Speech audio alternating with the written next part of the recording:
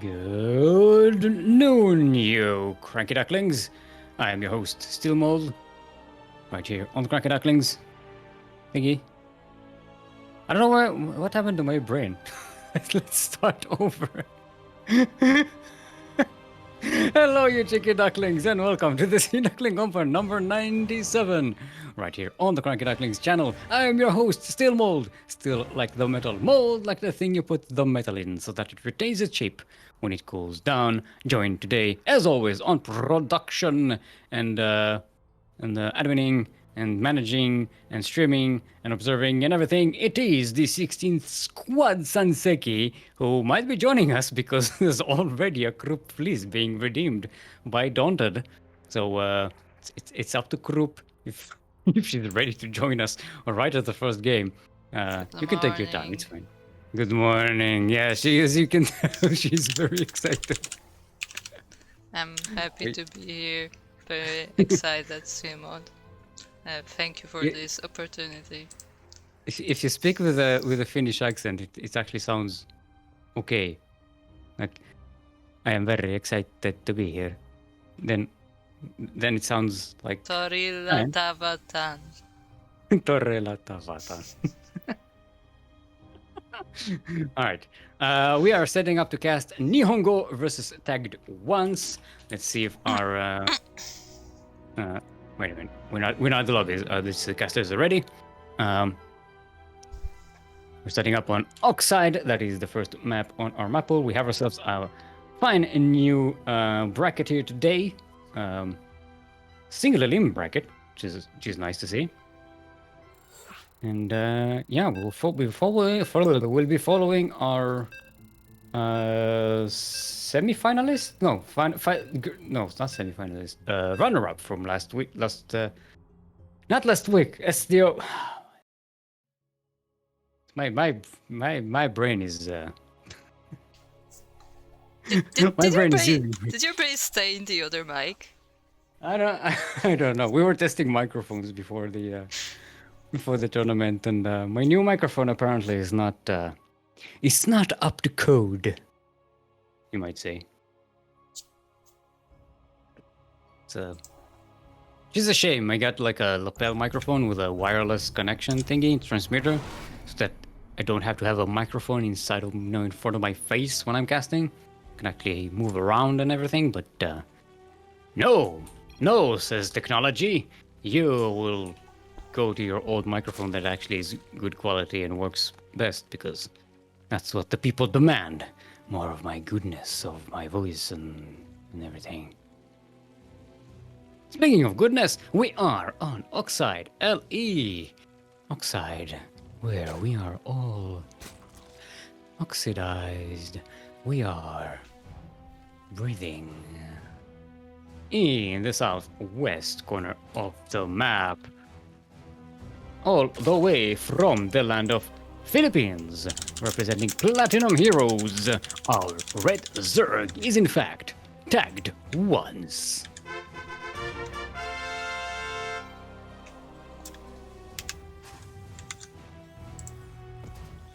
And in the northeast corner of the map, all the way from the land of Russia, representing what's the name of I forget. Hold on, I'll take it. I always forget it.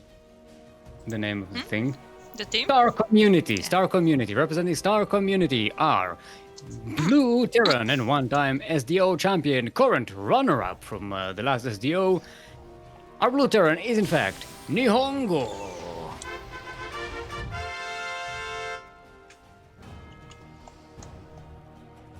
There we go. We got through. We got through the intros.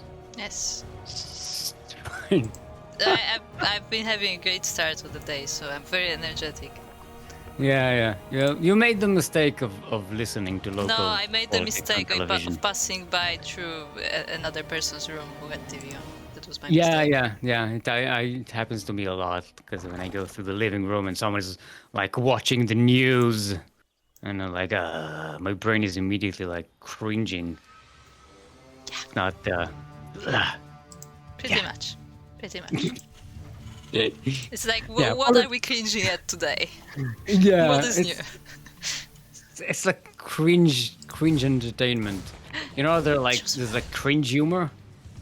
There's No. like cringe news. That's the thing now. All right. NihonGo gets an annoyance on TaggedOnce. TaggedOnce has to take the third base. That is not necessarily as comfortable, which is nice for NihonGo. It's kind of detached from the other bases. I think how he's keeping this exactly. He can't leave. Yeah. Yeah, because there's nothing you can do with the river right now at the moment.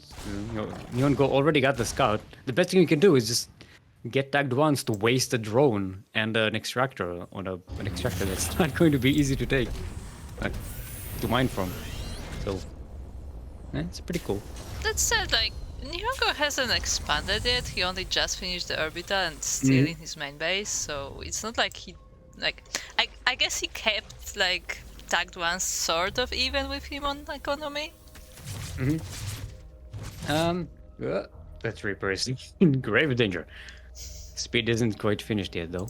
Now, NihonGo, as we've seen in previous tournaments, is a very versatile Terran player. You know, there are a lot of openings that we saw from this Terran. Sometimes it's 1-on-1, sometimes it's 2-on-1, sometimes we see some crazy ghosts, rushes. Oh yeah. You know, this time it's one of the most conservative openings. You know, expanding on the high ground with a 1-1-1. It's going to be a Liberator coming out of the starport, which is nice. Oh, it's against the rocks. I thought it was. I didn't realize what they were shooting at. Also, something that still can see, but you can. So we have logos now.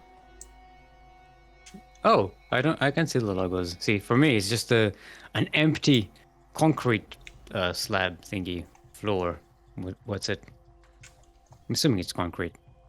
I mean, Yeah, it's gonna that be makes sense. another discussion like the bridges. No.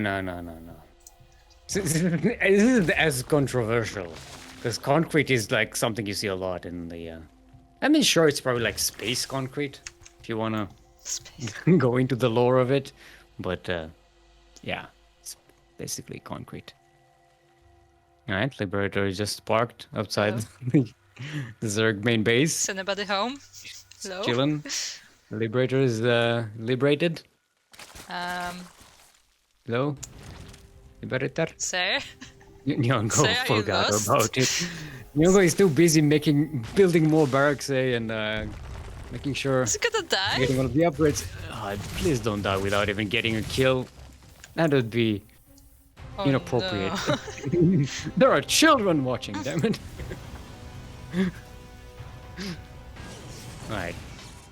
The Liberator pretty much did absolutely nothing. Oh, it might be doing something. Oh, it parked itself outside the third base. Okay. Yes. It got a couple of kills. Got the four. That's That's nice. not bad. All right, layer is on the way for TaggedOnce. Still no more complicated tech. No Roach Warren. Got a binding nest. So there's that. Yeah, a few bendings being made. Well, I say a few, I mean one. He literally has 9 Zerglings. This is his whole army. Now Yeah. he's making more. There you go. All right. So both players kind of chilling back. NihonGo starting to move out. I think it's just to take a fourth base. Doesn't look like it's an aggressive move out here. I think he's just protecting the ferret, honestly. By the way, there are a couple of medivacs just now being made. They're very low on energy. NihonGo has delayed them for quite a while. That's a, This this, is a- this Terran army is not big compared Yeah, to but like all the it's Zerglings very that nice. are there. It's a very nice defensive one, though. You got the good positioning of the tanks. You got the aliens to deal well with the Zerglings. NihonGo moving out with one medivac out on the map. Changed his mind. Yeah. Once you see all the queens there, you're like, yeah, I need backup. Wow. NihonGo might get a whole bunch of queens here. No, gonna have to pick up.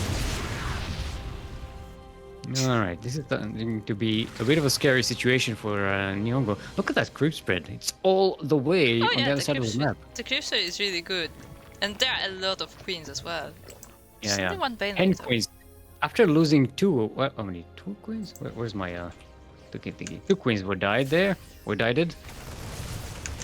TaggedOnce still has 10 more. Okay, now, not as much.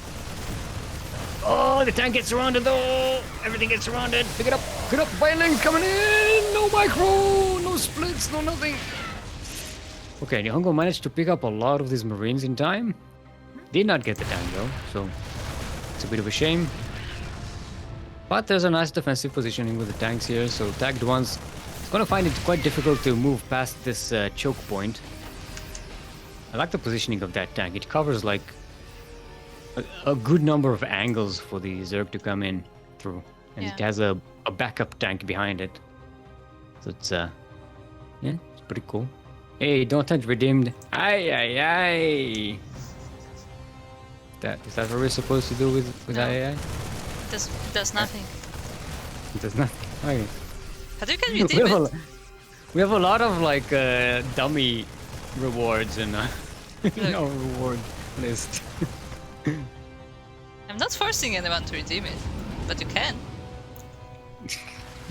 It seems like it should be like the expectation is there that it might actually do something. Yeah, the bannings roll in. Hello? Let's leave the most valuable unit out here while we go for the main base there, for the third base there, sorry. Okay, with all the bannings rolling in here, only 7 CVs died. And a tank. I mean, the tanks did a good job defending that, and the Marines are now in the fourth base of TaggedOnce. Yep. TaggedOnce still stays ahead in workers, but gonna be losing that hatchery. There is another fourth hatchery up here, but oh come on, NihonGo, come on, no, don't lose a medivac. Oh. I think NihonGo is not really paying attention to what's going on the map. Yeah, that drop could have killed that hatchery by now. Oh yeah, that did. It's gonna do so now, but okay, it done that before. That's not a cancel either, so yeah, that was a kill.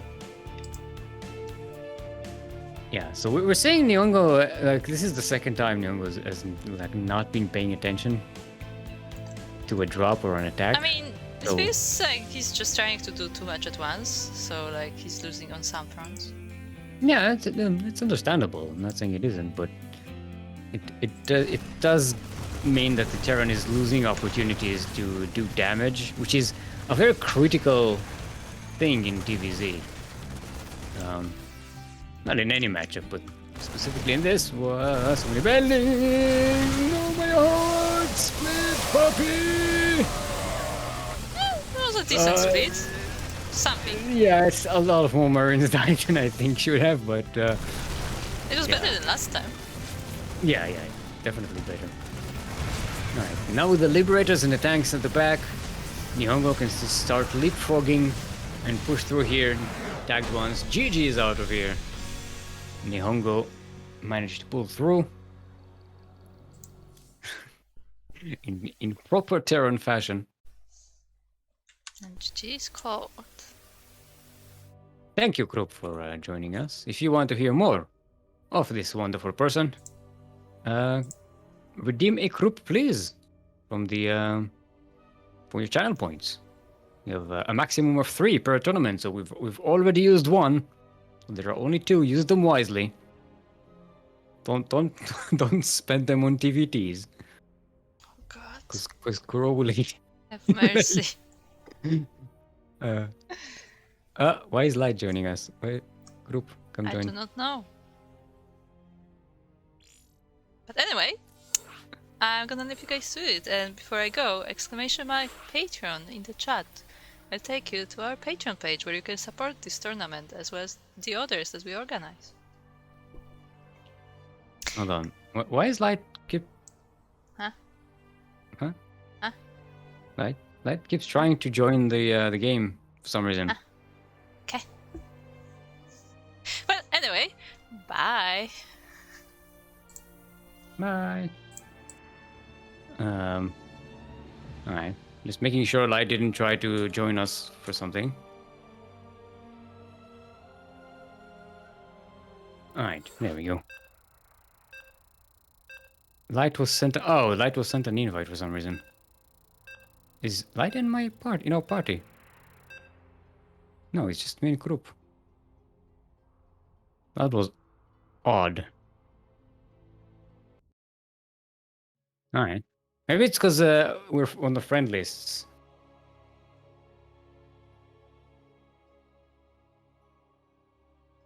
Ah, so because we're the friend list, it says Steelmold joined the lobby. Is that the thing? I don't know. It's weird. Anyway, we are on LE. That's how you have to say it. You have to throw your hands up forcefully into the air, with fist up here.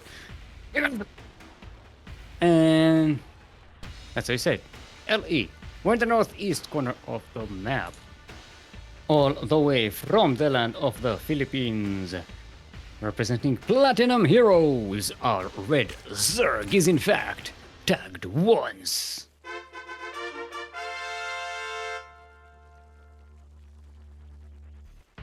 And in the southwest corner of the map, current reigning runner-up of Sea Duckling Open and one-time champion, all the way from the land of Russia, representing Star Community, our blue Terran.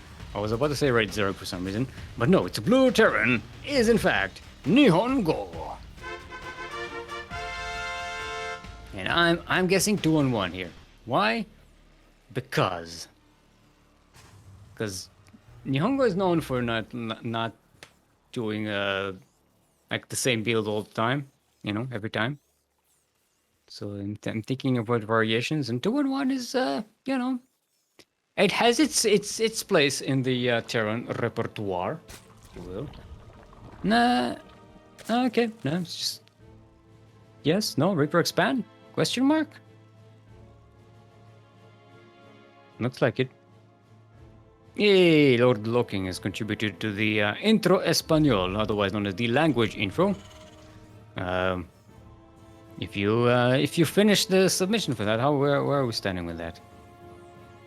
Oh, it's only at 29%. There's no way we finish that today. But if you do, I will do an intro in Finnish. That is my language, my foreign language intro language that I've chosen. I've had some help from Google Translate and from Soko, one of our CranKy Ducklings Finnish persons, and yeah, and I accept the challenge. All right, NihonGo setting up a bunker for the Reaper. It's not going to go up. The SCV going to get assassinated. NihonGo is going for a quick expansion though,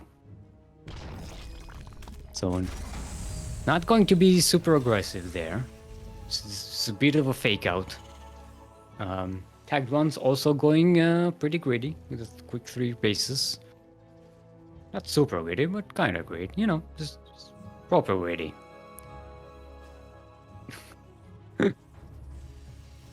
This time NihonGo takes the command center on the low ground, not being afraid to set it up down there. What if TaggedOnce will try to be as passive? Because TaggedOnce was pretty passive in the previous game. So despite going for that early Baneling Nest, there's not much of a Bane bust or anything. You know, TaggedOnce basically just waited for NihonGo to move out and try to surround those Marines and stuff, but, which is a strategy that works, you know, especially if you're really good with the creep spread, like TaggedOnce proved in the previous game. You know, you spread a lot of creep, you force the Terran to move on creep, and then you surround the Terran very easily. Going for, what is it? Nunotized Carapace, the Overload speed thingy, which we saw in the previous game as well. So I didn't quite mention it, but I did notice it. Oh, wait, what? NihonGo, please. Switching the starport to a tech lab, and then taking a Liberator out. This is a mind game, right? Because TaggedOnce coming in with the Overlord sees the tech lab there. See, the proper mind game would be to research something in a tech lab. Then TaggedOnce thinks, oh, it's a Banshee or something, or, you know. Or maybe now TaggedOnce thinks it's a Raven. Because it's not researching, TaggedOnce thinks it's a Raven, but no, it's a Liberator. Maybe is that the mind game we're going for here? Question mark? Alright. Factory lands on the tech lab.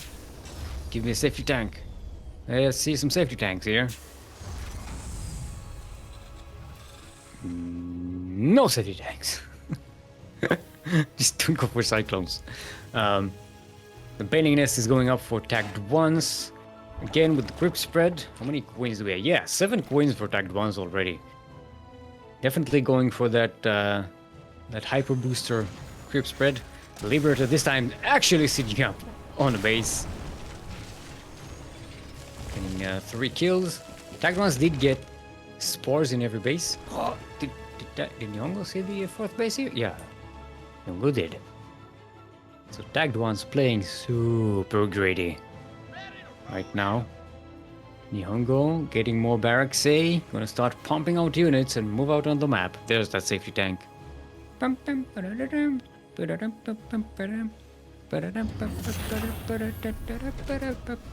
Safety tank. Lair is going up for TaggedOnce. So both of these players are actually going for the similar build that what they did in the previous game.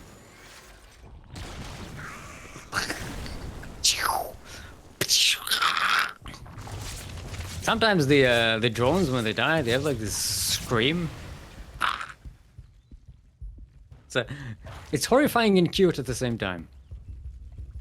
Which is I suppose a lot of Zerg units are horrifying and cute. It's like the mix that they went for here, I think. Unless my definition of cute is is really weird. That's a possibility. Right, NihonGo starting to mass a move out group here. Medivacs are just now starting, so you know. NihonGo going for the early antivax composition. Sometimes Terrans do. A lot more. I see it a lot more recently. You know, Terrans delaying the medivacs for quite a bit. One of the disadvantages of that is that the early medivacs don't get a chance to bank up energy, and they end up being depleted very quickly. Right? We're seeing not 1 but 2 macro hatcheries. That is a weird one. TaggedOnce setting up to pump out a tremendous amount of units at once. Medivacs getting caught in the middle of the map. Not quite getting the kill there though. Yeah, 30 Zerglings being made by TaggedOnce. Bailing speed is halfway done. So we are going to have a proper swarm going on in this game. Creep spread is quite advanced. NihonGo just now starting to clear some creep.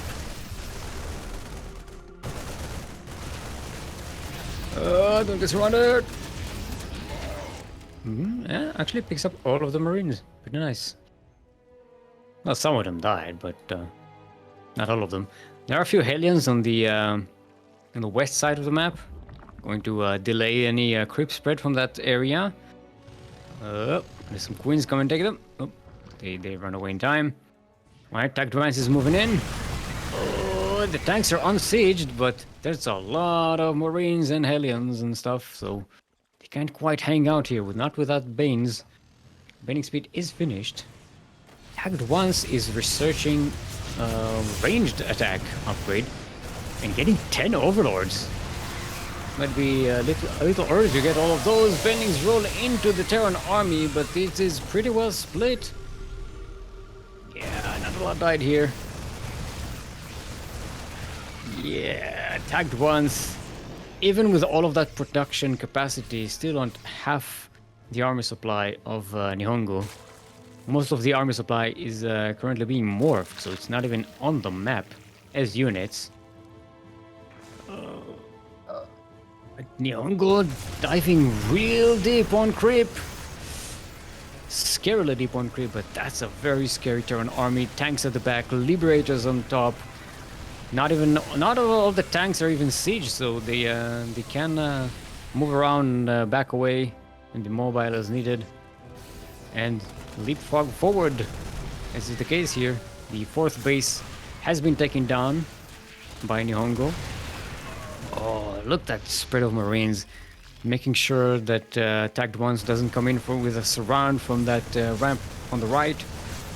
Liberators moving in. There's even some Hellbats now, as the Hellions are turned into them. They do quite better against Zerglings and Banelings. Alright, NihonGo sees the surround here.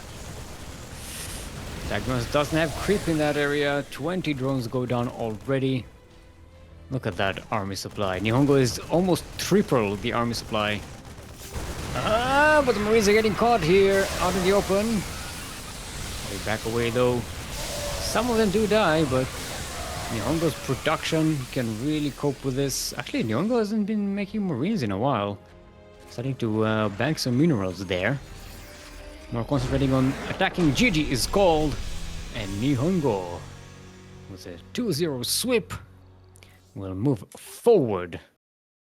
And face rainque, which I believe is a new appearance in our tournament.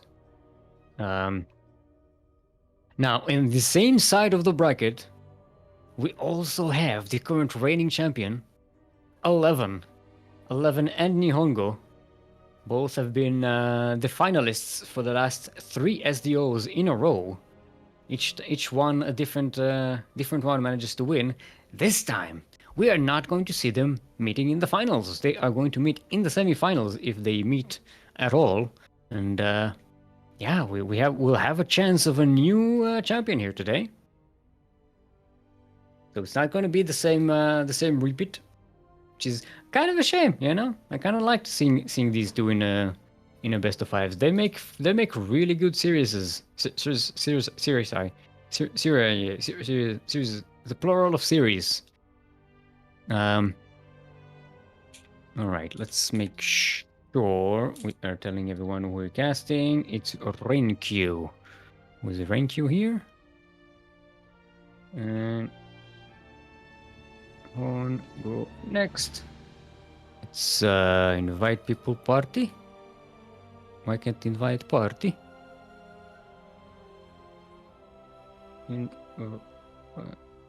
You to party. I think NihonGo is still in the party, and we TaggedOnce.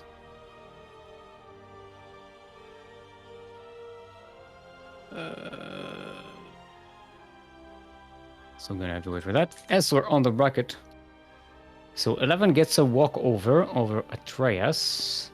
We have Matrixx winning 2-0 versus Octo, and going to go up in the second round. We'll face Legend K, our French Terran. Yep, there we go. You can be invited to party. Wait, actually, where is do we know where rainque is from?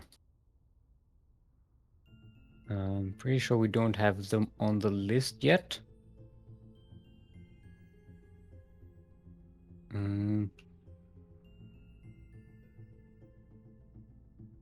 Let's ask then, because you know, if they're both from Europe, maybe we can switch to EU and have everybody play on favorable ping.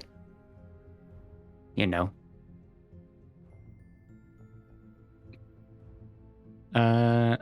Okay. So they're both EU.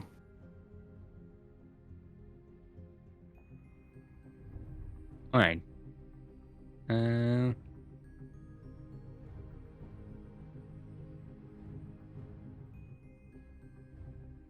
Yeah, we can move to EU server.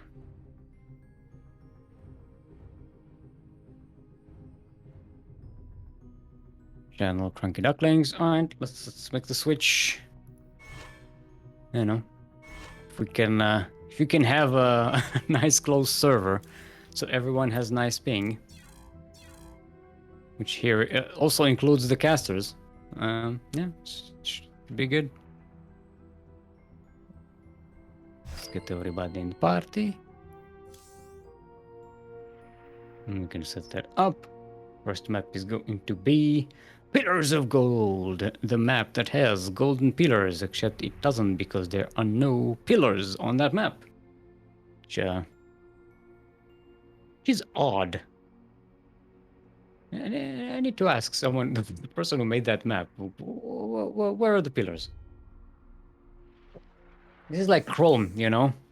The Chrome was a lie, the pillars are a lie, everything on this map, about these maps is not everything about these maps is a lie, but there is a tendency, you know, for map makers to lie in these maps, you know? The bridges aren't real wood. The chrome's not there.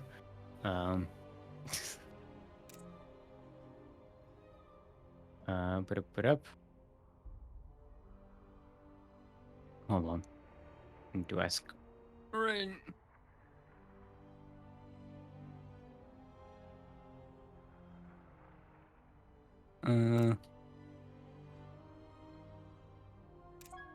Specifically what country Rain is from. Turkey. Oh. Very nice. Close to home. Alright, there's NihonGo. Let's set this up.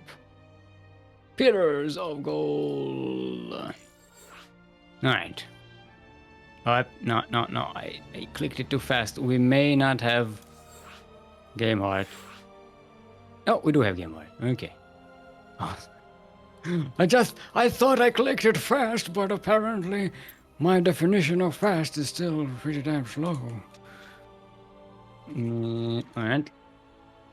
Let's make sure there's a race check, so everyone is the correct race.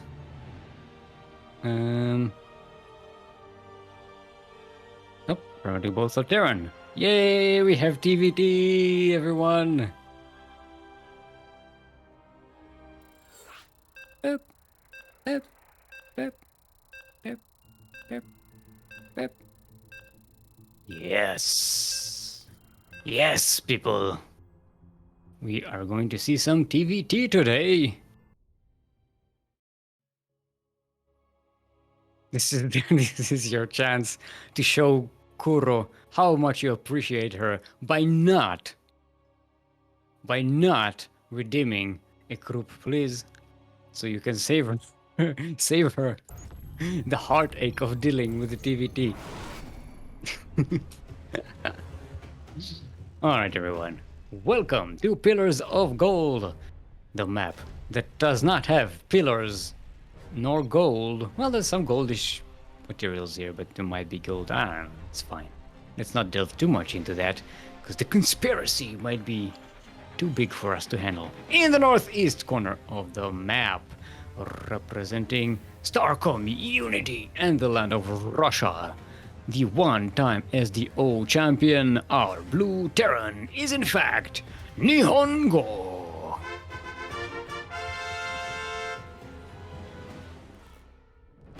And in the southwest corner of the map, representing Born Gosu and the land of Turkey, it is our red Terran, rainque.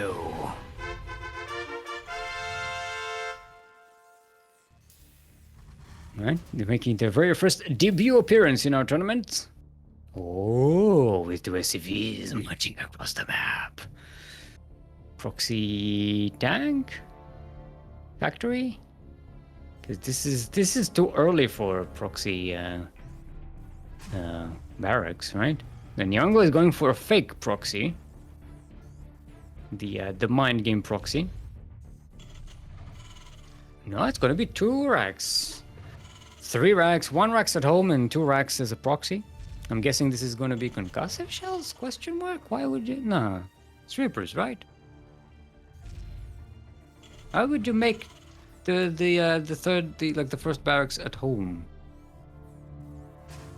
Unless this is not going to be super aggressive. All right. NihonGo comes in, sees the barracks, gets the first shot on that SCV. Either you open the door or you lose an SCV. There we go.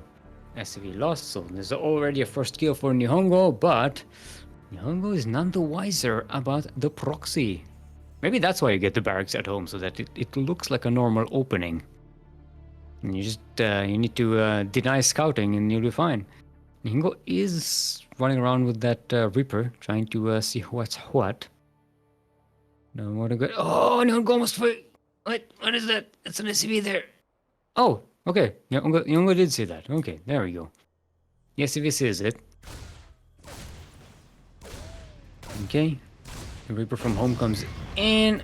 I don't think NihonGo saw what was coming out of those barracks, but yeah, already assumed it was a Reaper. So the bunker is going up next to the Reaper ramp. Gotta deny those Reapers. Reaper goes up, Reaper goes down. Can't explain that.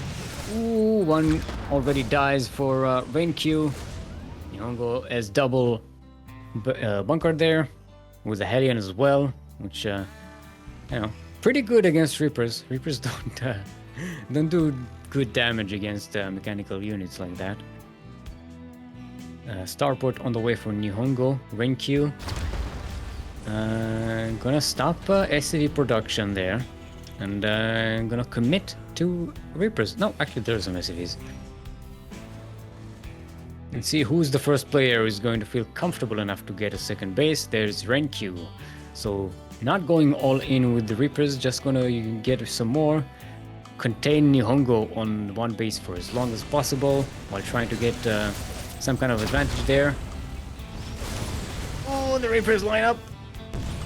Good control by NihonGo so far. Yeah, they might get a few SCV kills here. Actually, none so far. Well, one.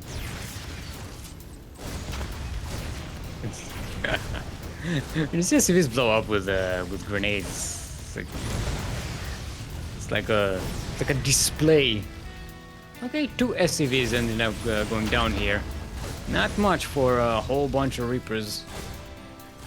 Maybe one more. Yep. Okay, 3 SCVs for 10 Reapers.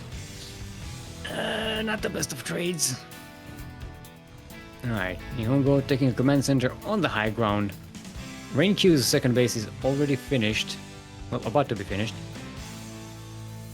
Liberator flying across the map. rainque still has these 2 proxy barracks, on the other side of the map. So, going to continue pumping out Reapers from there. I don't know if that's a good idea. By now, there's not much that they can do against NihonGo. NihonGo is way too entrenched here to take damage from these Reapers. And they're just like a waste of minerals.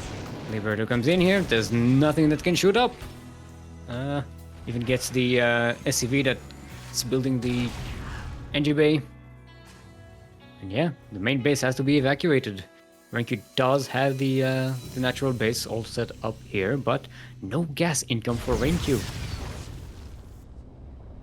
Right, NihonGo moving in on that proxy location, sees it being floated back home. It's a one Reaper stays behind to check on the third base here, but yeah, that NihonGo hasn't even taken a natural yet. Oh, the aliens are coming in. Oh, the SCVs are here. They're unprotected. They're lining up. Oh, what? How did so few of them die here? I was sure so many more of them would die. The Cyclone doesn't manage to take her off the Liberator. The Liberator, despite not moving, stays strong. GG is called, and NihonGo will take game number 1 against rainque. Wow, when those SCVs lined up, I was like, those Hellions, why aren't they shooting? Just one volley will kill like 10 SCVs. That was so unsatisfying. No offense, Nihongo, but yeah. When you see a perfect lineup of enemy workers and the Hellions just don't get them, it's like, come on. Right, so it's going to be rainque's choice for the next map. Let's make sure we hydrate. I'll hydrate everyone. Drink some water.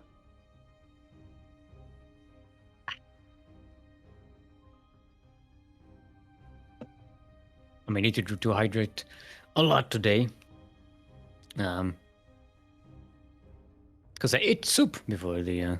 Actually, since the time of the tournament has changed because of daylight savings, I actually have time to eat lunch before a tournament nowadays. So there's that. But I ate some chicken soup and it's salty and stuff. So now I feel dehydrated. Light Shade is going to be our next map. Light Shade, the shade of a light. Yep. Make sure the players are in position. Sorry, I'm getting burpy because of the water. This is what happens when you hydrate yourself. Let's make sure both the players are prepared. Should I, instead of clicking ready as like RDY question mark, should I just say, is everyone prepared? Would that make it like more, it's more eloquent, it's more official sounding, Kuro is saying no. She knows it will take me forever to type that and it'll probably be full of typos because I can't see the keyboard from here because of the microphone. Oh yeah, Stick, did you hear that Milk always says stretch your siege tanks? I did not hear Milk say that, Kuro. He's of course wrong. You stretch your roaches. You don't stretch your siege tanks. You wrecked your siege tanks. Never mind. We are on Lightshade, LE. We're in the northwest corner of the map, all the way from the land of Russia, representing Star Community. The one-time SDO champion, our blue Terran, is in fact NihonGo.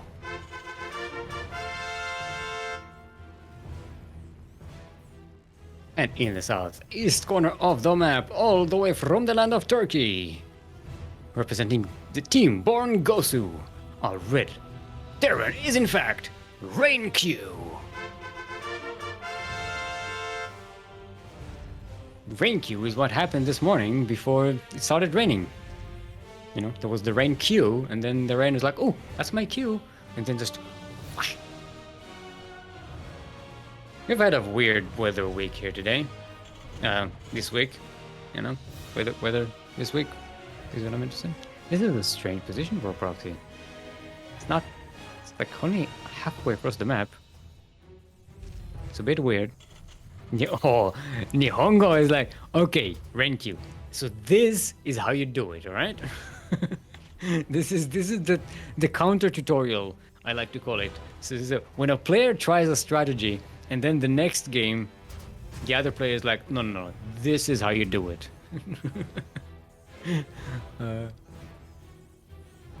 I like it.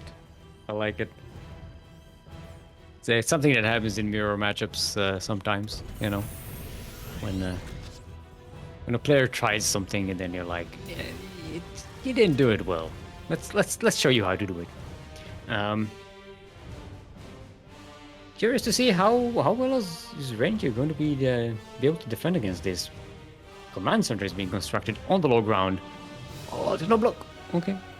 NihonGo not going for a block here. Actually, you don't need it if you're going for Reapers, right? Oh, this is the SCV here. rainque might be feeling pretty nice about it. But don't expose your Reapers. Oh, rainque might know that, yeah. rainque should know that something is up. There's no way there are two Reapers on this side of the map so quickly, unless there's a proxy. A bunker is up in the main base here. not quite covering all of the entrance points for the Reapers. There's a delay on the lower command center. Oh, delay on the factory as well, so there's just two barracks building now. Oh, even the bunker gets delayed. Risk bringing more SCVs to try and complete it, but they get killed as well. Only 3 Reapers, that's what you need. GG is called and NihonGo. With with a big counter build move. Not counter, what did we call it? What did I just came up with a term for that and I forgot.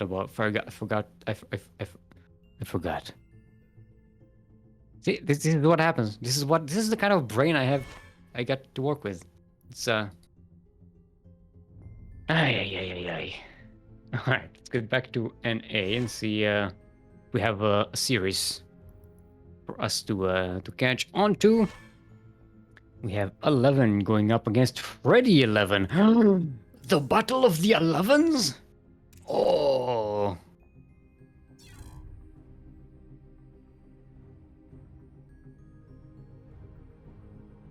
Let's see if I see 11 in chat here. But it says in game, so yeah. I was hoping to catch the Battle of the 11s. Oh.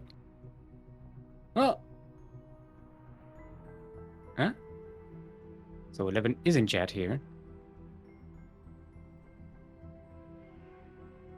No. Wait, what? No.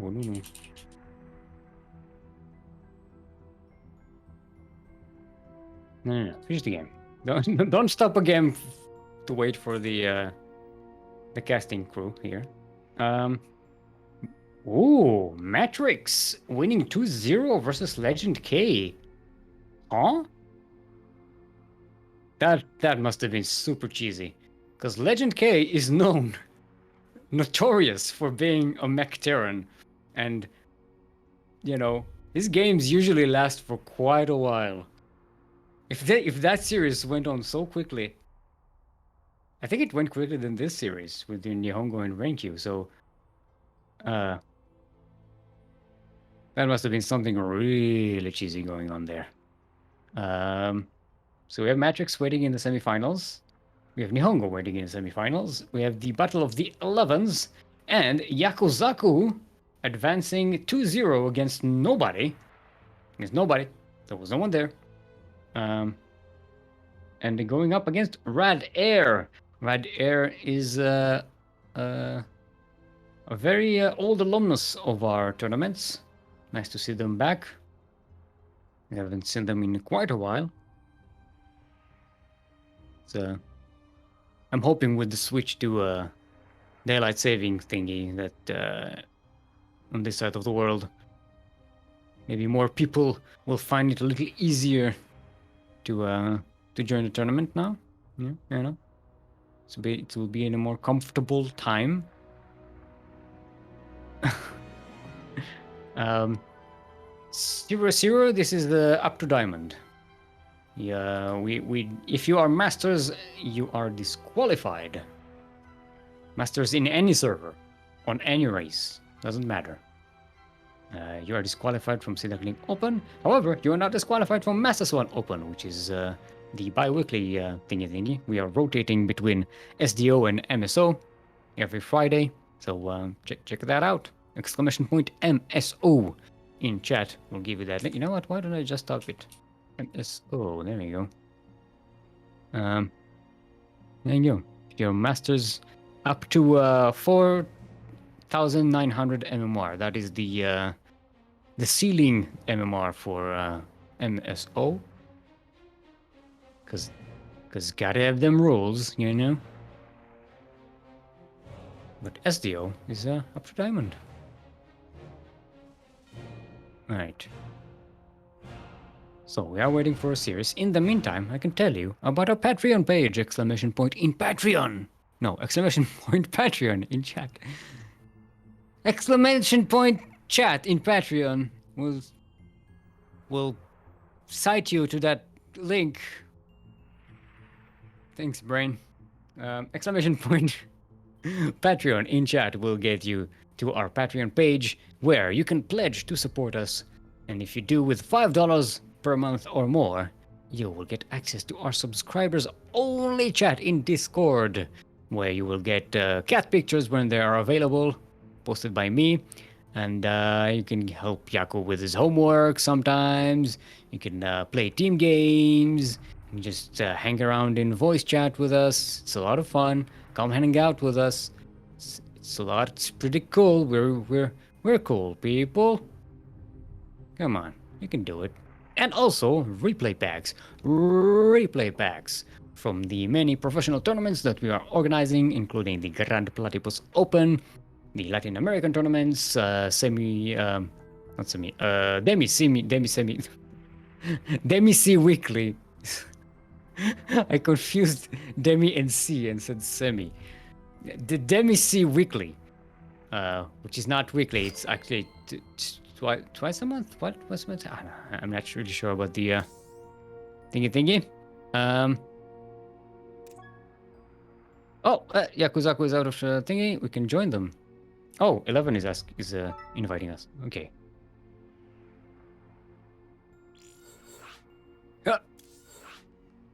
No. Game hard. Liz. Okay, there we go. So we're going to join 11 versus Freddy. Hey, I'm party leader. Okay. Wait, what map?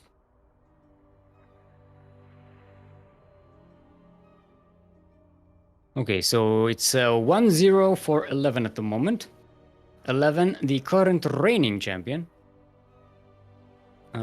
Submarine is going to be our next map. So let me set that up. Wait, what server? What's the server? Making sure. I don't know what the O's server. Ooh. Bold. I guess they're rotating? Question mark? Because the other 11, Freddy 11, is from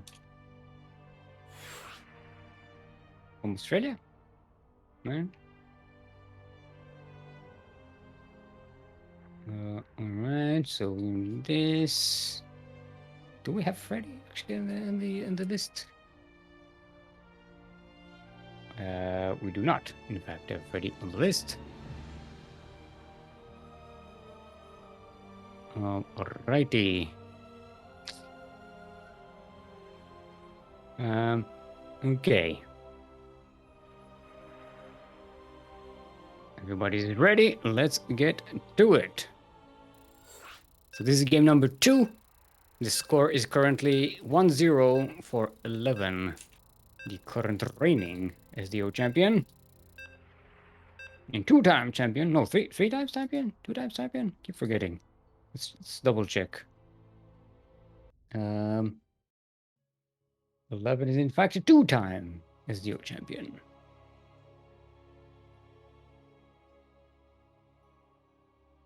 Like I said, lost it. Won it last SDO against NihonGo, who they might be facing in the semifinals. So this will be a hype one. All right, everyone. We're not there yet. Freddy still has a chance. As we are on submarine LE, where we all live on a yellow submarine. A yellow submarine. No, an LE submarine. I messed that up. In the northwest corner of the map. Red Terran making their debut in our tournaments. It is Freddy.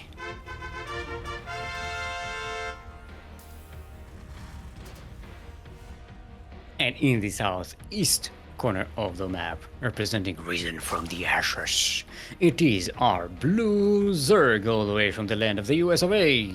It is 11!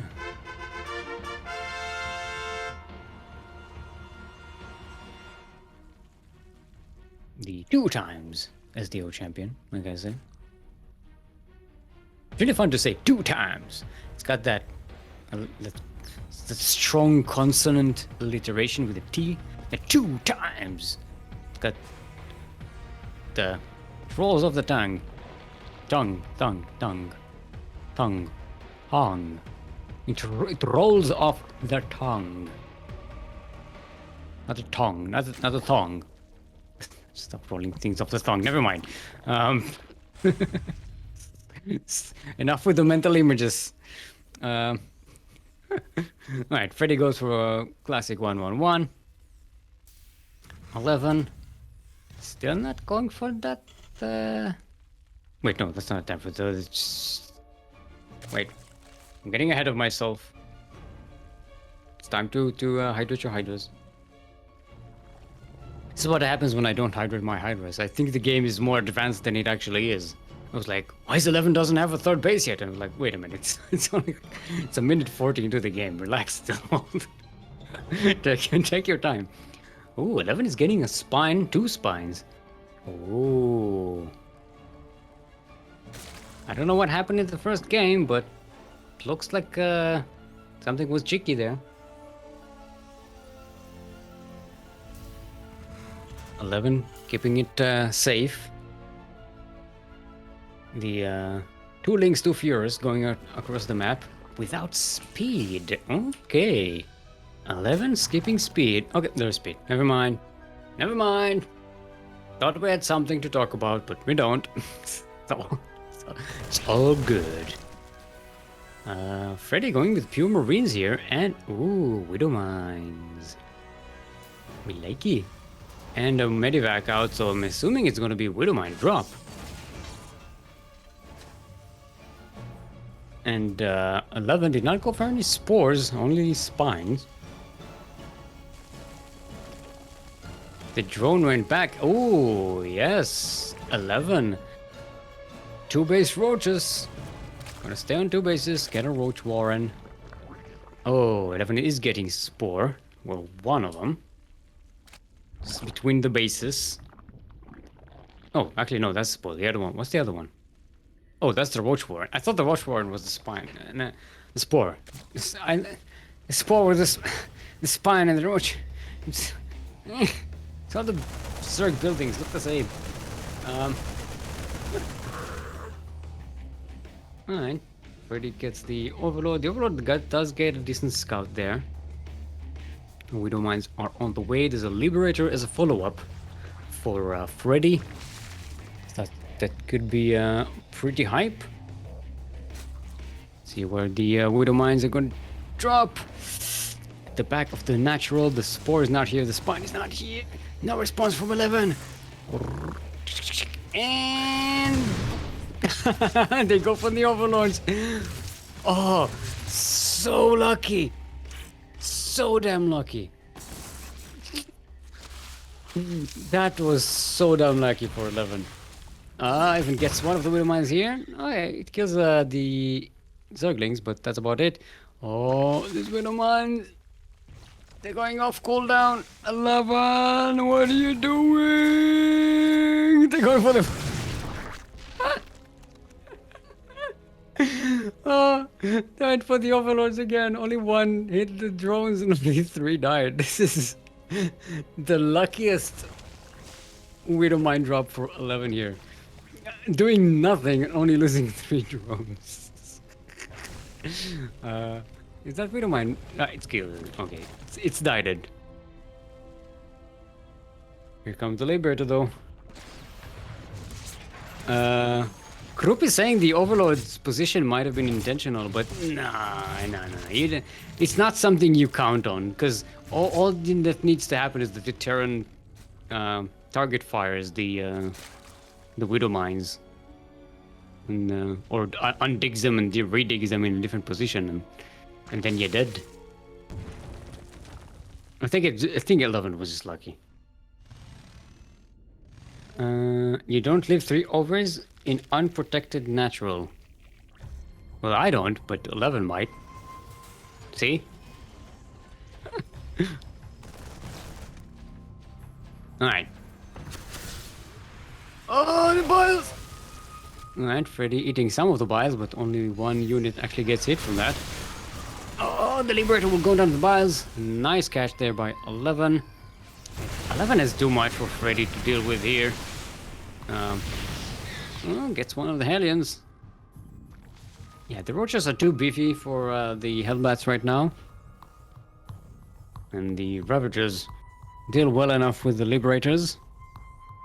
Fredy just now, it is 6 minutes going to make a natural base. Actually double expanding. There's another command center being constructed in the main base of Fredy. Yeah, this Hellbat may have gotten separated from its party. Oh, the Queen does go down. 11 repositioning that Spore, but catching the Terran army in the middle of the map.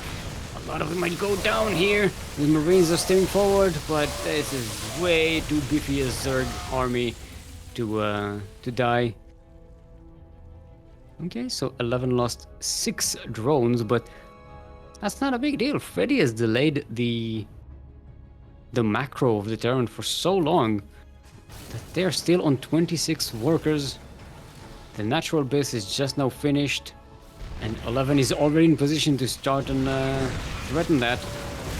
There is a safety tank. What all the Roaches need to do is get forward. Actually, there's a safety 2 tanks. And with the Banshee here, this might be a trap. 11 will need to go through the tank fire just to get out of here. Oh, and get stuck. No! 11, please. Yeah, that was very unfortunate for our Blue Zerg here, losing all of this army for basically nothing. Didn't even kill any SCVs or mules here.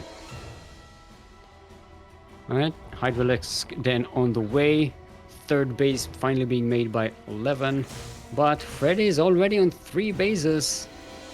Well, three command centers, so you know, gonna be able to expand into a third pretty quickly. If 11 doesn't do something fast, our Terran here will recover real nicely from a backwards economy. It's all actually the income is already in favor of Fredy right now with the mules and all, despite being 14 workers ahead, behind. Sorry. All right, more Ravagers being morphed there. No Bailing Nest? Yeah, there's no Bailing Nest. Nothing to deal with the Marines, except the Ravagers and the Roaches. But there are Hydralisks, so the Banshees are in danger. They do not have Cloak.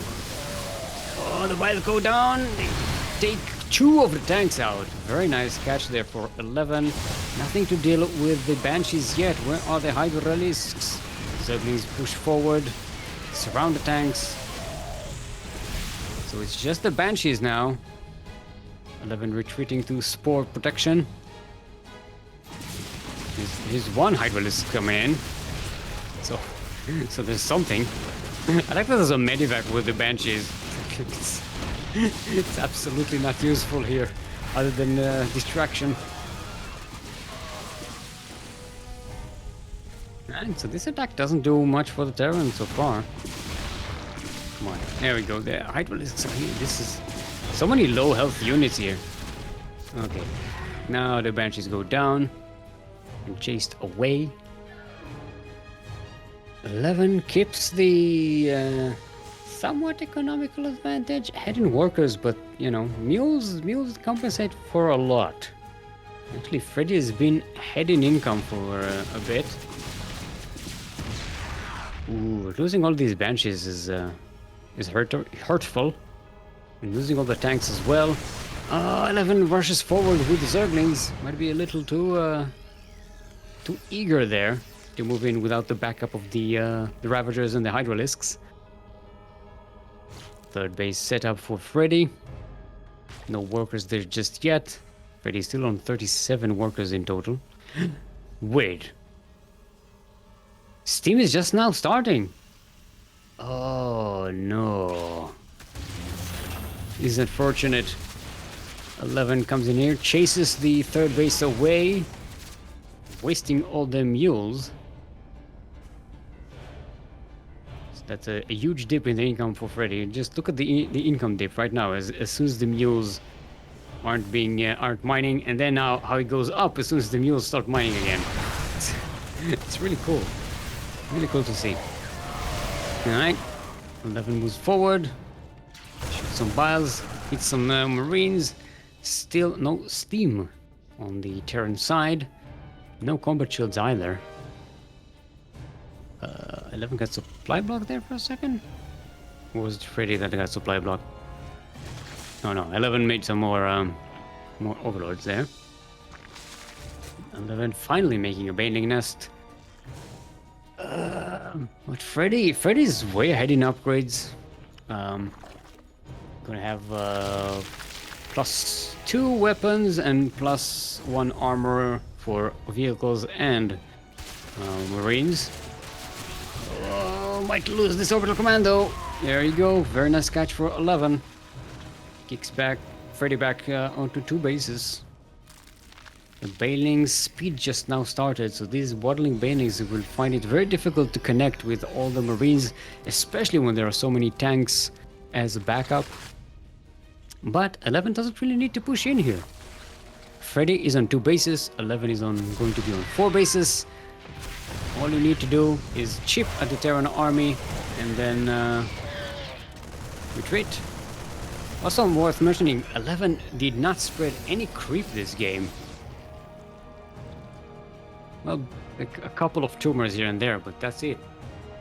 Even the third isn't connected to the natural. So Freddy not quite catching the Zerg army, as it is being morphed, but the paintings roll into the Marines. There are tanks at the back as backup though. So 11 can't really stay here. 11 hesitating back and forth. The lurkers dig in, but there's a scan. Tanks do go down. Freddy is trying to push into the third base of 11. Base 11. These Marines are very low in health, but there's really nothing to deal with them here. They do manage to kill the third base. 11 brought the entire army back. Oh, but gets a float on the natural base of Freddy. 27 SCVs died at home. Freddy is in desperate situation here. This is an all-in situation. Oh, Freddy loses a lot in that medevac.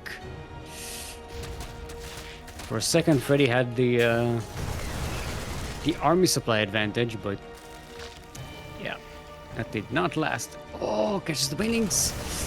Very fortunate for the Terran here. They tried to move out with all these banelings ready right here. Would have been very dangerous. Ooh, seriously oversteaming there. Look at that orange army. This will not be able to deal with the lurkers. Wow.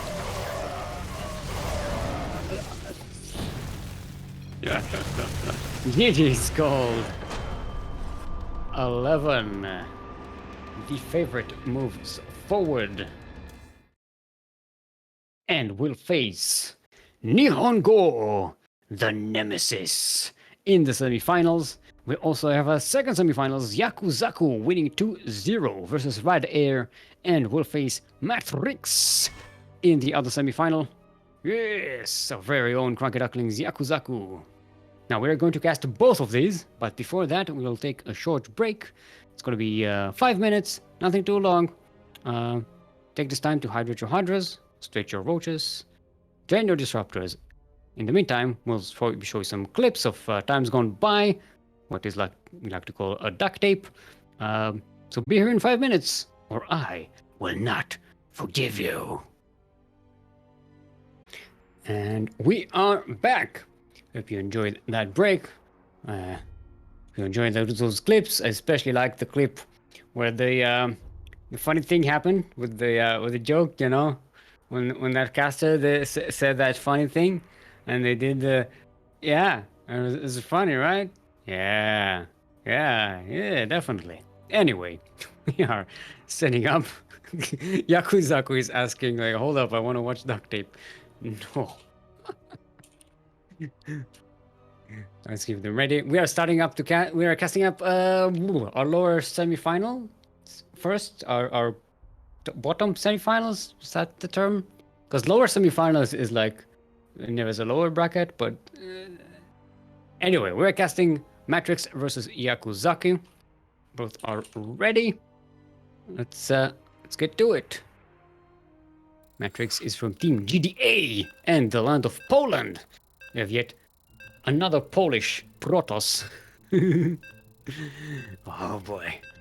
Remember, Matrixx went through Legend K already. Very quickly in the 2-0 series. We actually have all our series today are clean sweeps. No. Fredy lost one map to Moghat in the first round.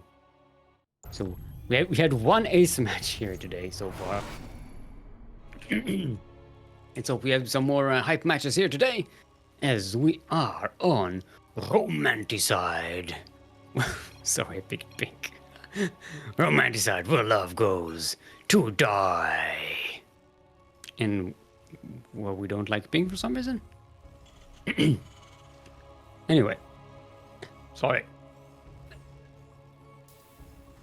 I choked there for for a minute. I don't know. Hold on. Let's take this time to hydrate the hydros. I did take time in the break to bring myself some more water, but alright, we good? Good, we're fine. Even Kuro thinks the pink is fine. Okay. So if we're cool with pink, we're cool with everything. In the southeast corner of the map, representing our very own clan, the CranKy Ducklings. He is the imitation innovation, the Tasia from Asia, the Mel Torme of MMA, is not as funny as Bunny, the Terran Ayaguz, the one fine young Ryung, the Kalashor from Singapore, the TY Chicken Pie, the 4GG. He's more meme than dream. He's the slightly more crappy happy. The trash flash with no cash. M to the K to the P. He's Marine King Pug. The captain of the rain pain train. The lean mean keen machine. The immature cure. The not as smart as heart. Is more of a beauty than Mystic Cutie. He's the co-creator of the Daishibe. The Massa from NASA. And we couldn't find a pun for Björn. But we just call him Yakuzaku.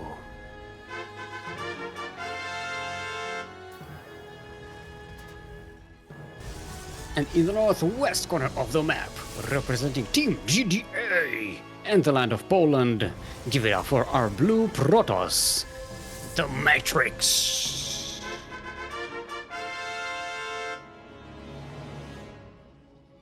Hold on, I gotta do something. Unarastan. There you go. Alright. So Matrixx actually not opening cheesy as I had suspected. Hola Dastan, ¿cómo estás? Yaku. Sending that Reaper. I'm gonna lose that Reaper. Nice catch with the adept there for Matrixx. Yaku getting the command center on the low ground. Matrixx expanding with the command. Expansion is already finished, is what I meant to say. But there's a quick Twilight Council there. So Blink is what I'm guessing. That's my prediction. I am so far 0-1 in predictions today, you know. Remember I predicted the 2-1 from NihonGo, which failed. It did not pan out. That was a failed prediction. Right now I am, yay, Blink, yes. I am 1 for 1. Ooh. I haven't been my predictions have been like off in recent broadcasts, so you know, it's kind of happy that I'm still balanced. I'm on a sideways 1-1 score here for predictions. Kind of makes me want to not predict things, you know, when my predictions don't pan out. Adept going to finish the shade. doesn't quite get a delay on that supply depot and might actually get caught here? Question mark? Marines, run! Run faster, Marines! Ooh! Gets the snipe. Very nice defense there. Now Yakuzaku does love his Widow Minder. Look at this cute Widow Minder. I'm going to call that Widow Minder whiskey. It's the dopey one.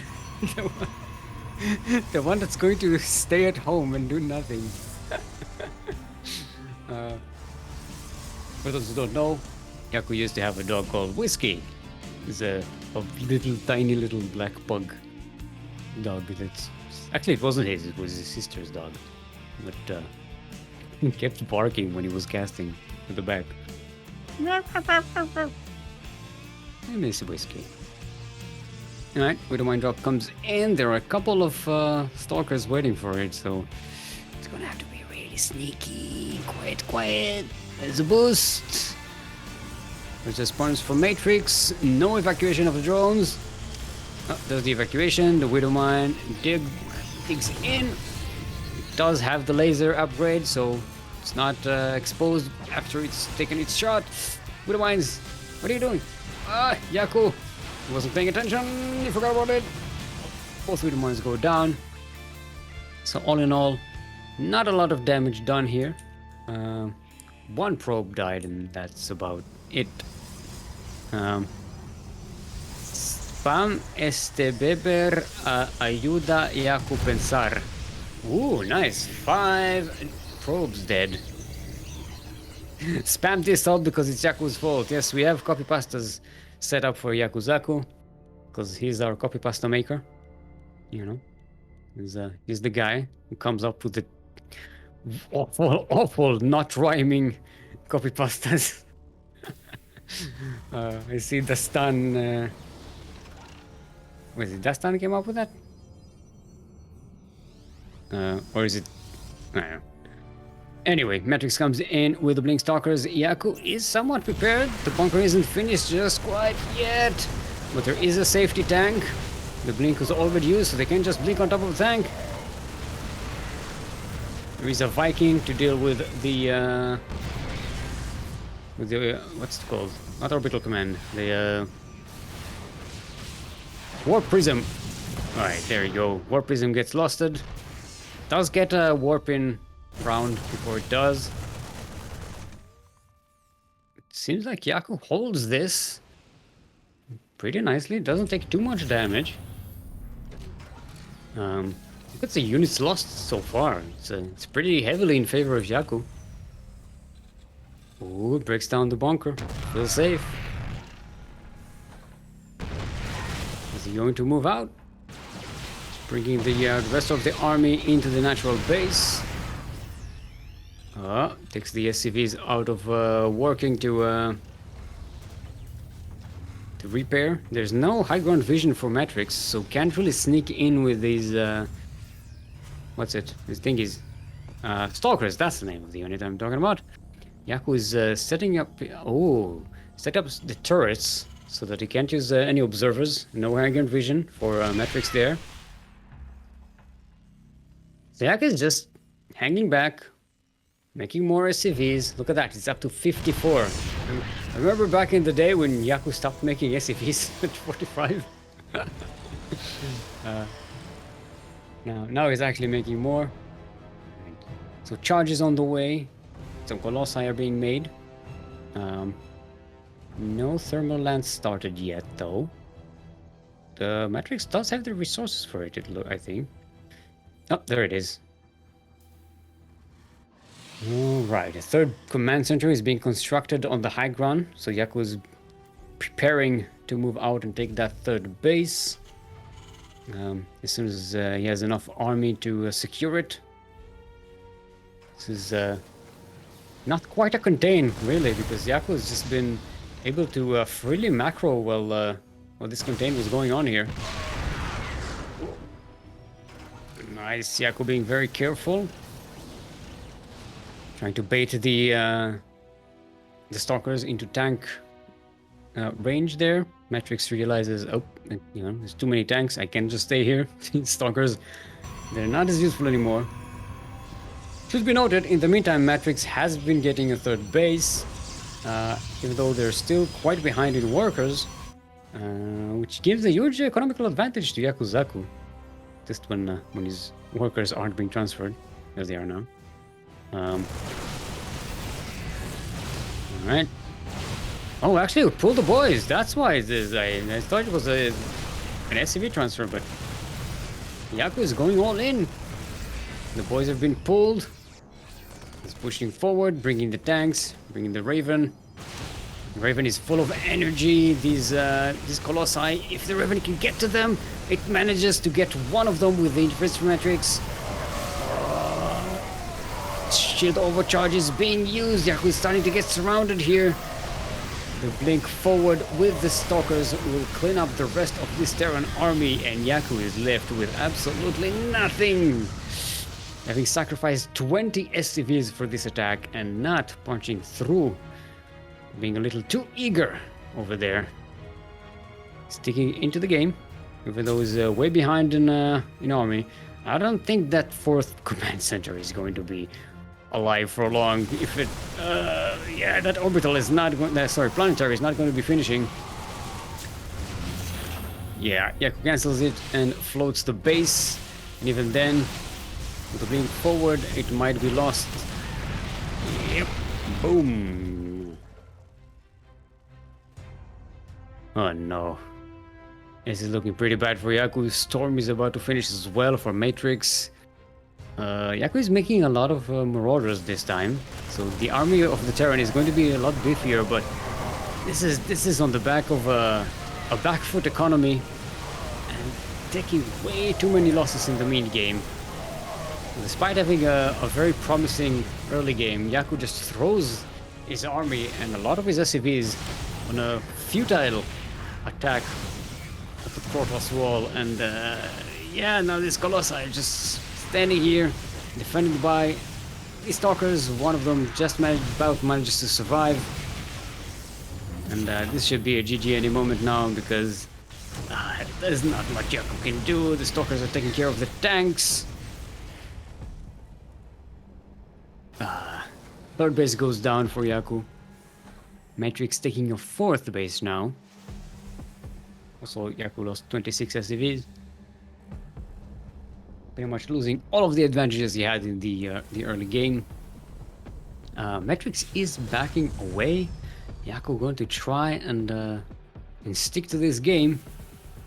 It's going to be very hard to deal with what the Protoss is cooking up.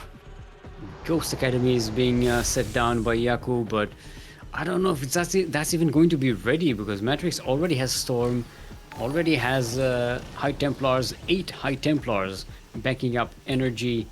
This next attack by Matrixx is going to be super devastating to the Terran. 11! Gifted 3 tier 1 subs to people. Welcome, Shiva Blast, Nordress, and Troller Costa. Troller Costa. Troller Costa.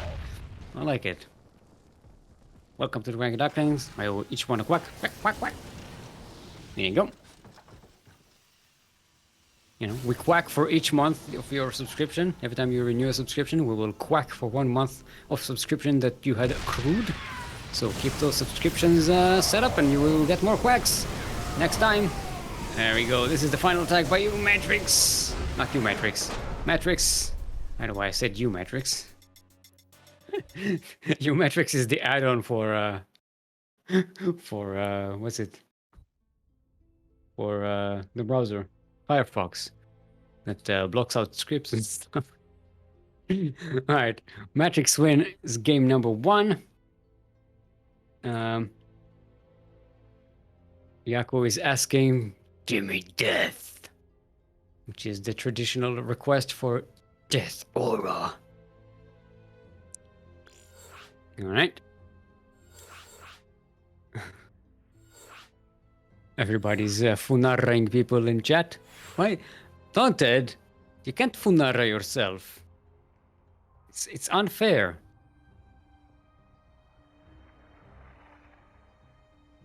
11th of Kevins. The most 11s. The most Kevinest of all the 11s. The most 11th of all the Kevins. I was confused by pulling Yaku into the players area because in my mind he's still a caster. Alright, so Matrixx is asking for a couple of minutes, which is fine. Who gave me a chance to talk about what didn't we hype? Grand Platypus Open. Yes, tomorrow we shall have our tournament, Grand Platypus Open! Exclamation point GPO in chat. We'll give you that link if you are in the area of Southeast Asia or Oceania. You are welcome to join. It's open. There are no league restrictions or MMR restrictions, only regional restrictions. So go ahead and join that. It's a lot of fun.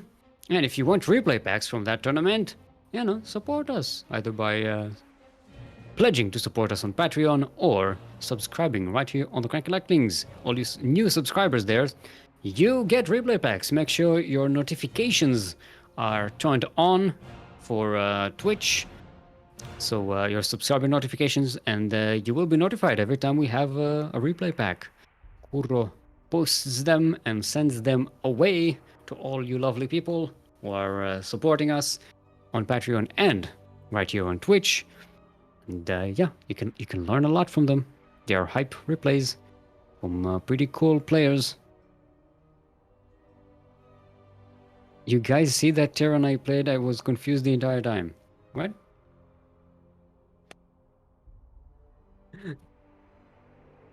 Oh, you mean NihonGo? Yeah. NihonGo is a very confusing player because he varies a lot. His play a lot. All right, everybody's ready. Let's get to it. Double check on everything, and we are a go. Only on Death Aura this time. Make sure we hydrate our Hydra. Still,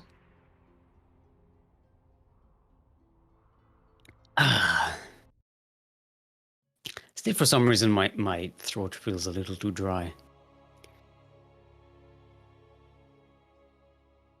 Alright. Alright, everyone. Welcome to Death Aura. That's just about the maps in the map pool. We're in the northwest corner of the map, representing our very own clan, the CranKy Ducklings, all the way from the land of Singapore. Otherwise known as the PugChamp himself, our pink Terran is Yakuzaku.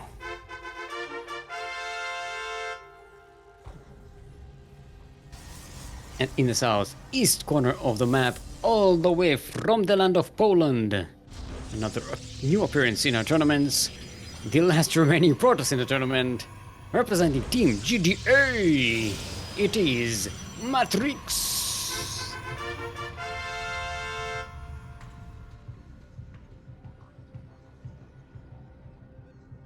Gonna have another Polish Protoss. We have a few already. We have quite a few players from Poland, strangely enough. It's a strong StarCraft country. There's a nice scene going on. Our observer, Kuro, is in fact Polish, from the land of Poland. She's pierogi and potatoes, and that's it. That's all you can eat in Poland. You can't eat anything else. It's against the law. I got a ... from Kuro. I still don't know what ... actually means.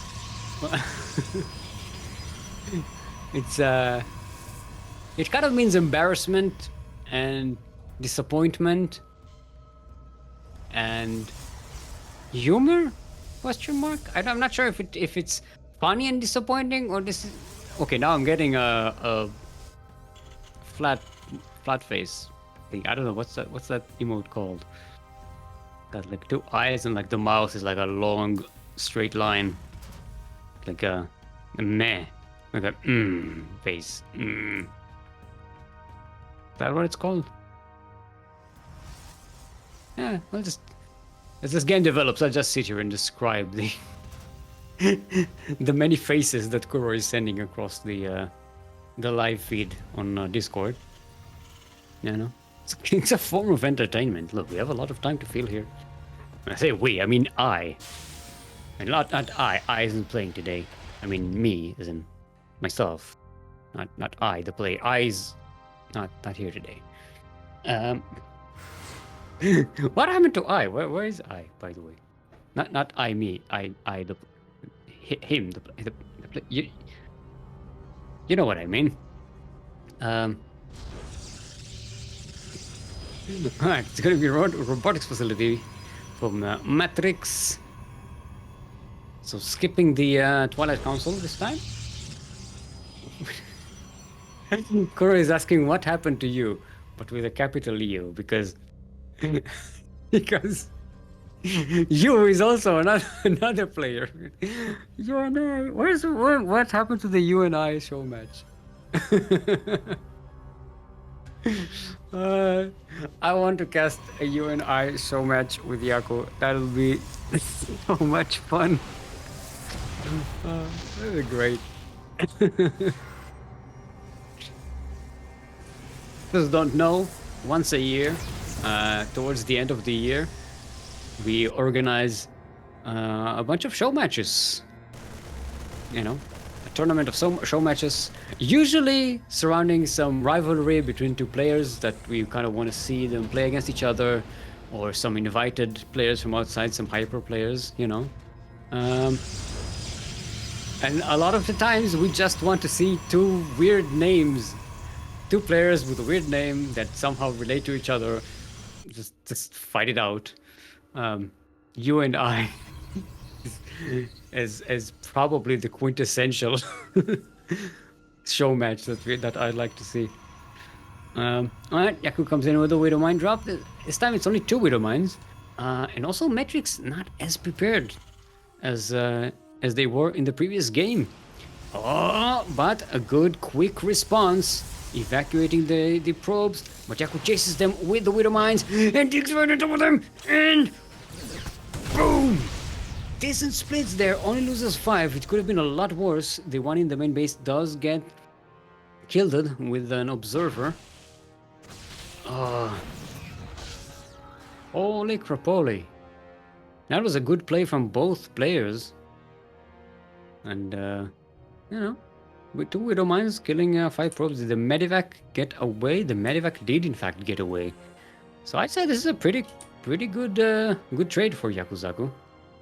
Especially since, you know, if you count the lost running time, the lost attention. So it's a pretty good harassment. So we're having Blink and Colossi once more. I mean, it worked decently in the previous game. The blink attack, the early blink attack failed, but it did give Matrixx a good stalker army for the rest of the game. Yaku making a barracks explosion of Braxis,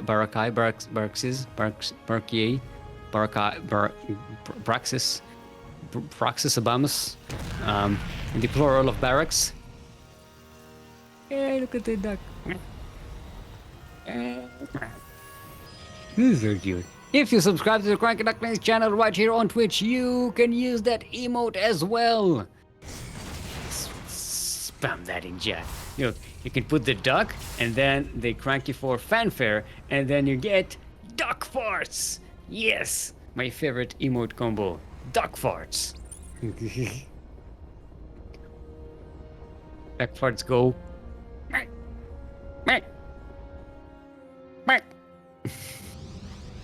I'm assuming I've never heard a duck fart. I'm assuming they fart underwater. That's why you can't hear it. So there's just like bubbles around them, but you can see. You can't actually hear the fart. I don't know. I haven't hung around ducks in real life enough to know what duck fart sounds like or smells like. Kind of thankful for that, to be fair. Alright, Stamen concussive shells going up. This time Yaku going to engage with a lot more marauders up front. Not going to delay the makings of them. He's got some tanks for defense. See if we got a cyclone here. But Matrixx is getting away with a third base and a 3-base Protoss. It's not something you want to deal with, especially not if you haven't harassed them for the past few minutes, which Yakuzaku has not. Beyond the Widowmine drop, Yaku has left Matrixx alone the entire game. On the other hand, Matrixx hasn't harassed Yakuzaku either.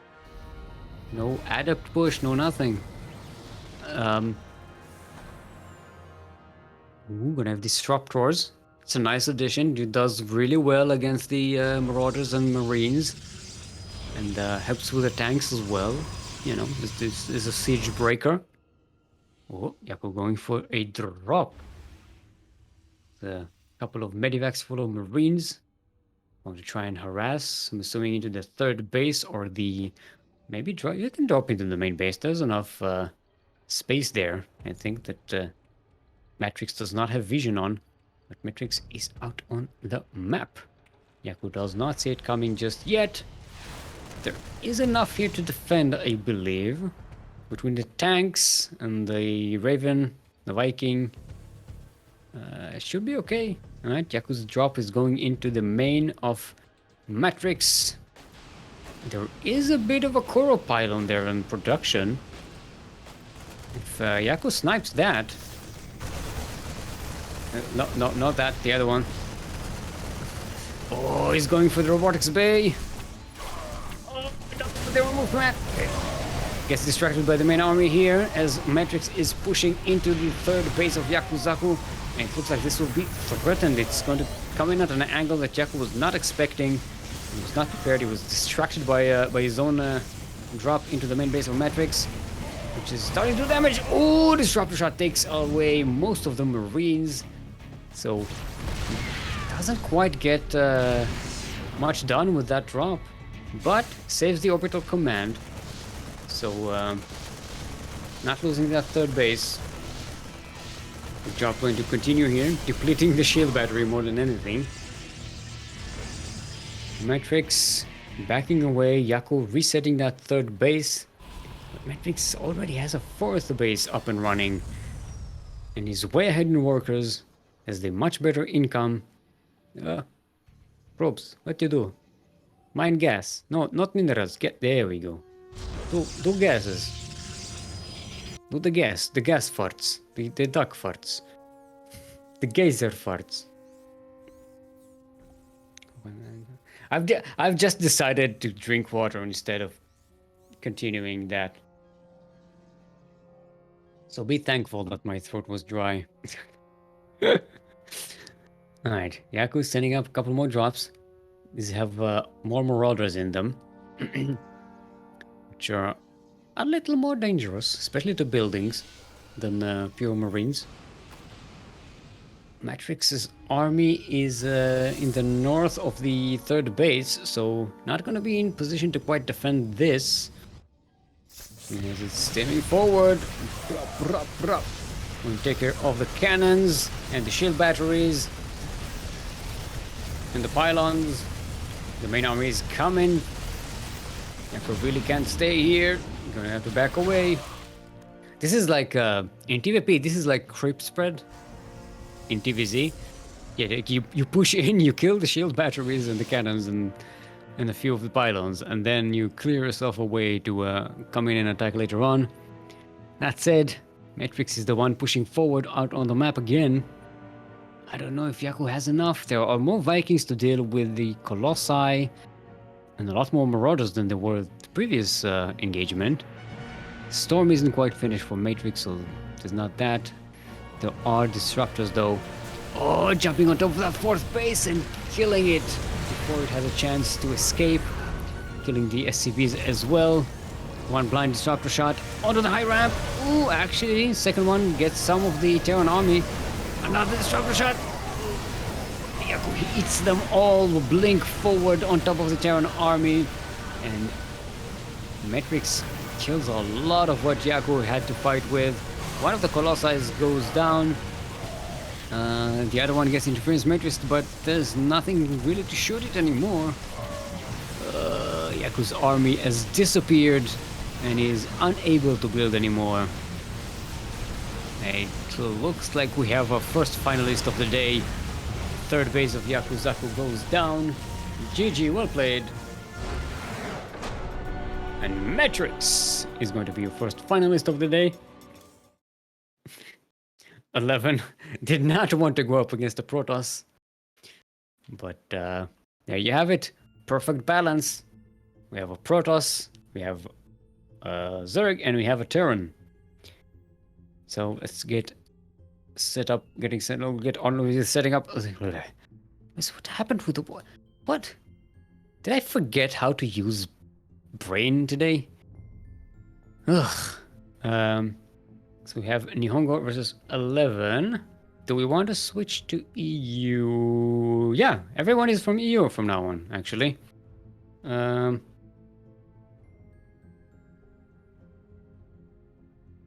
Oh, no, okay. Never mind. 11 is from US. Forget it. Forget that my brain forgot. Alright. Matrixx is happy. There's a Protoss in the finals. Wait. We have NihonGo. Where's 11? I don't see 11 here.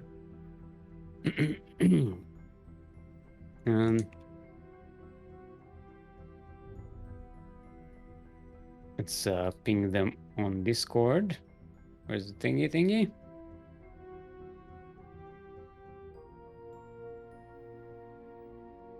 So we get them pinged. Hey, Techno has redeemed Ga, which means Techno will get Ga. Daunted has redeemed Ai. So Daunted will get an Ai. And Light VP has redeemed an Ai. So Light VP will get an Ai. Nah. This is I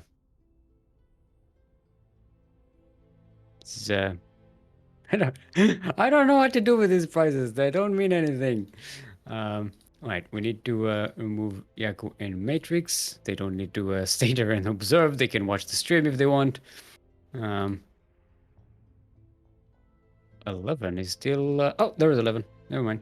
They're not missing. They're here. Brup. Brup.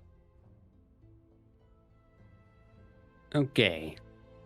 So our first map is going to be Romanticide. Let's set it up US East because one is Europe, one is USA.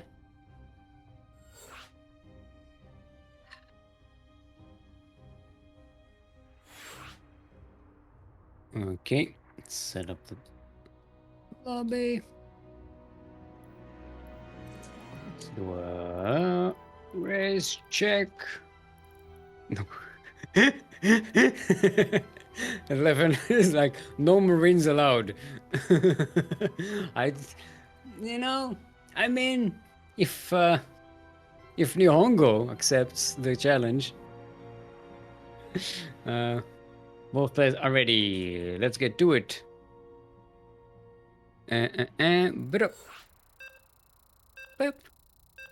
All right.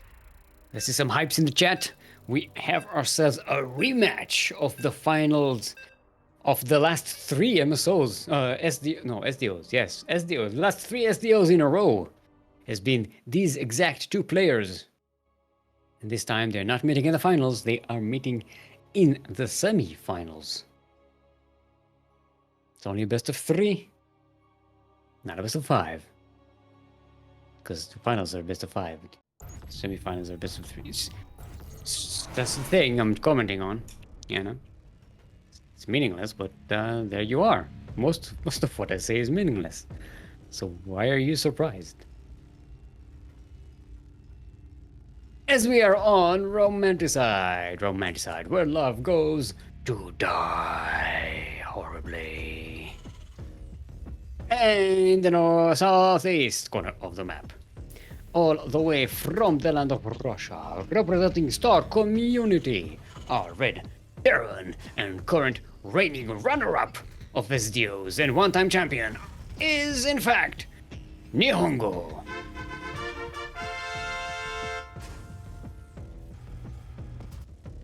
And in the northwest corner of the map, representing Risen from the Ashes and the land of the US of A, current reigning SDO champion and 2 times champion in the past, our Blue Zerg is in fact 11.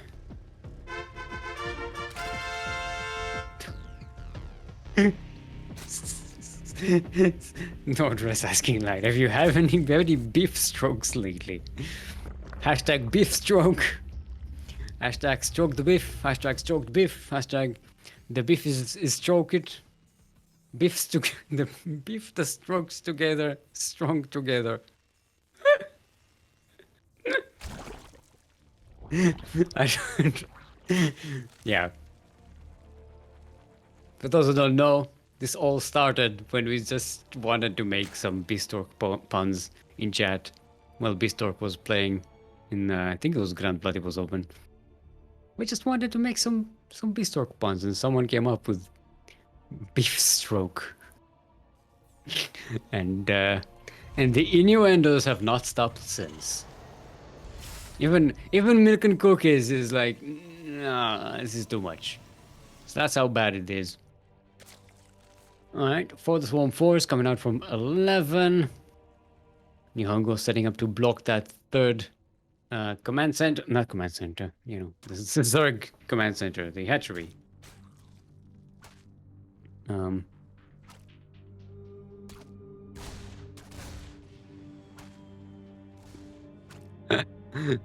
Get out of here!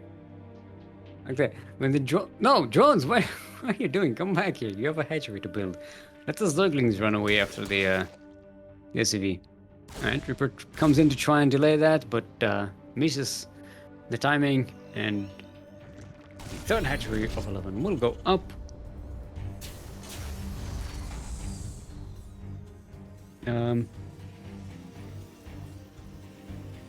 Anyway, like I was saying, what happened? Oh, 11 lost some Zerglings to the Reaper there. So far, NihonGo killed 1 drone and a couple of not SCVs, not drones. What's the other one? The Zerglings. Yes, a couple of Zerglings, without losing anything so far. So definitely an advantage for the Terran. Or not. It's not that big of an advantage, it's fine. Yes, it is a match of champion versus champion. These two have had quite the rivalry. Oh, it's going mech. I haven't noticed that. Because I was babbling too much. Yes, there's the blue flame. Yeah, we saw that last time, I think, in SDO between these two, and it worked quite nicely. The Blue Flame Hellions, they had quite the barbecue, you know. Blue Flame Hellions do extra damage to light units, and they burn. Boy, do they burn! But thing is, you know, if you have Blue Flame, shouldn't that also affect like the other flame units, like the afterburners of the Viking, the jetpack of the Reaper? You know, they could move faster because you have like higher quality flame. You know, the good stuff, the blue stuff, the blue flame. Get your blue flame here today. Not CranKy Ducklings, sponsored by Blue Flame Hellions. Feel the burn. I don't know. I know what that's advertising. A roach warren is on the way for 11 as well as a lair. NihonGo clearing out Overlord, denying the scoutings. So 11 might not know all about the mech composition here that NihonGo is going for. Until we see the blue flame. She's about to come in. Alright. Hellbat's waddling forward. We try to deal with the queens. They don't fear the Banes. Oh, they deal with so many of these Zerglings. Nice micro control with the Medivac as well. But I think the queens are enough to deal with this, aren't they? Oh, no, they don't have the Medivac. The Medivac can heal the Hellbats. Oh, but there are not enough of them left. They're going to be dropped right on top of the mineral line. This is not really doing enough damage, I think. Loses the Medivac as well. 5 drones. A whole bunch of Zerglings and 1 queen. For 9 Hellbats and the Medivac. And a Hellion. And a Reaper. An alright trade. I mean, it keeps the Zerg busy. More Hellions are coming in as a follow-up. They disregard the queens. They go straight for the mineral line and they park themselves in it. Oh, the barbecue. Oh, this is so painful. 17 dead drones. Now that's the damage that NihonGo was going for. Very nicely done. 3 more factories being made by NihonGo. So going to commit to that mech play here. Super hard. Yeah, and they are all tech labs. So I'm assuming either cyclones or tanks. Well, there's already 1 tank being made, or maybe even Thors being added to the mix. Hellbat drop here in the natural base of 11. Might get a few more kills. There's only 1 queen to defend here. And NihonGo will back away with it. 11 does have 4 bases already set up. But being quite behind on workers, having lost so many. How many? 25 dead drones in total this game. And now finally, 11's income is starting to climb back up. And getting ahead of NihonGo. NihonGo delayed that 3rd base. Actually, wait, NihonGo has 2 gases in the 3rd base being set up, but no command center there. There's 1 in the natural base, but it's not being floated. It's just... Did NihonGo forget to float the base? Right, there's a drop in the 3rd base of 11 in the meantime. Yep, there it is. There's the move of the... that orbital. So Hellions managed to get in that mineral line again. 9 more dead drones for 11. There's that Thor coming up. Thor is here. Yeah, NihonGo is gonna need a lot more income to be able to produce out of 5 factories. Crypt cleaning. That's one advantage of the blue flame. You know, 3 Hellions can actually clean creep rather easily. As opposed to no flame Hellions, no blue flame Hellions, which is just, well, not no flame Hellions. No flame Hellions can't really do anything. They're just a buggy. But, look, I mean, regular flame Hellions take a while to kill a tumor, crypt tumors, that's what. Okay, I have to apologize for my brain mouth today. It's not really doing the job. Weird. I did wake up with like 1. I went to sleep rather early, but I woke up at like 1:30 a.m. and I couldn't sleep again until like 3 or 4.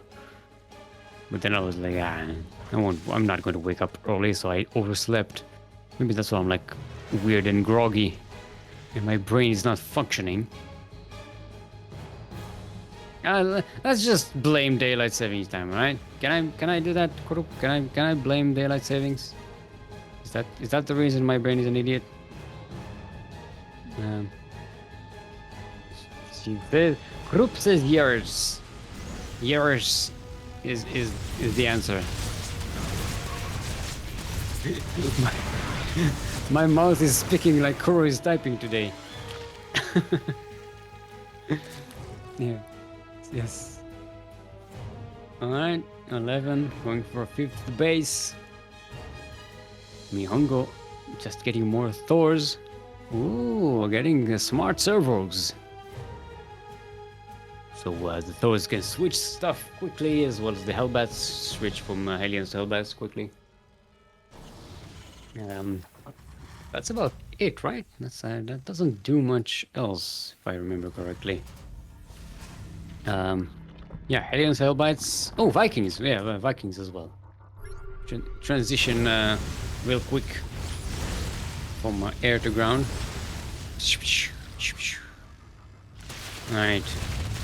Decent crypt cleaning from NihonGo, especially considering it's not especially considering it's a bad crypt spread from 11, especially considering NihonGo is doing a good job cleaning it. So that was a sentence. We made it. We made it past the sentence, people. I'll pat myself on the back. There you go. Good job, Steelmold, for getting through a sentence. Right, the aliens switching to Hellbats. They did miss a lot of the drones by attacking the Queen first. There's no target firing there. So he only killed 4 drones, despite the fact that they were all lined up there.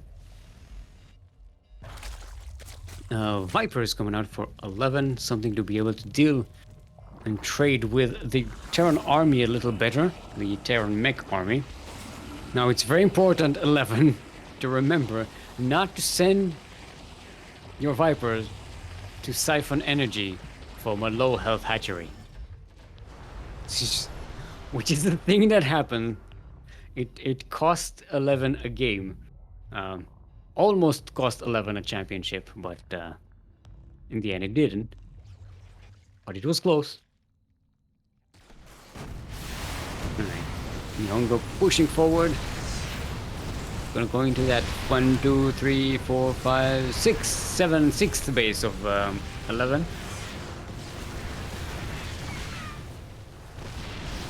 And oh, the Viper gets in too close to the Vikings and gets deaded immediately.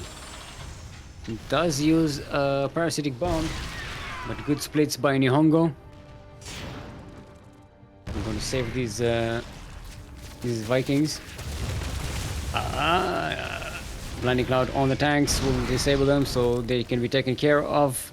There's a cancel on that base in the north side. So 11 going down from 7 bases to 5 bases.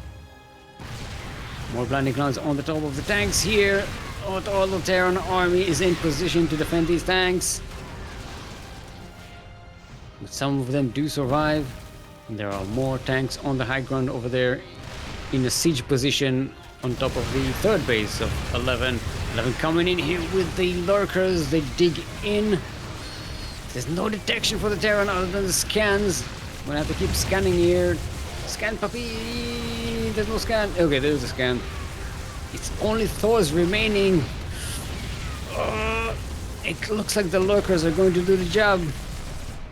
Well, 1 lurker survives and 1 Thor survives. That Thor like walked around. Oh, 2 lurkers survived. But that Thor like walked around like, oh, did a good job. That was a good day's job. So it waddles around all proud of itself. Yep. Catches the lurker. There are more coming. There is a planetary fortress set up here. Some more Blue Flame Hellions and the Liberator and some tanks. NihonGo's push in total did quite a lot of damage to 11, but didn't quite do enough to keep 11 from pushing back. And you know, Zergs are usually pretty good at retaliation. It's one of the perks of having the ability to build all of your units all at once and remaxing quickly. Well, this is almost pure lurker in coming to dig in. They're going to just kill everything around them except the damn Liberator, because they cannot shoot up. The orbital is on fire. It gets lifted, but it's not going to survive for long. It's going to need to be repaired. The lurkers reposition. There are some Hydralisks to deal with the Liberator now. 11 keeps on pushing forward. A lot of dead SCVs here. There's a planetary fortress for defense here. It's a bit late. Not quite enough. The planetary fortress goes down. The third base of NihonGo is under siege now. And this extra production with the factories is gonna... the factory is gonna go down. It's a lot of production lost for NihonGo. NihonGo still has a bit of a bank, it should be noted. We need to rebuild a lot of bases here.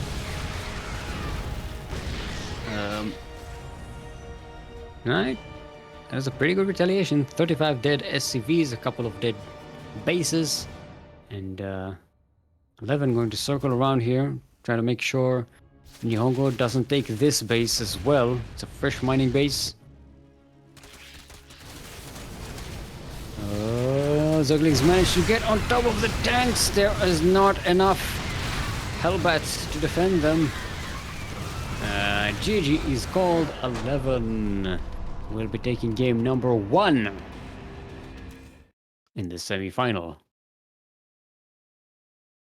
Alright. 17-minute game. It's rather short for these two. The games between them can go on for quite a while. Let's make sure our Hydras are well hydrated. We are going to have another break after this semi-final before the final match. Our next map is going to be Death Aura. The Aura of Death.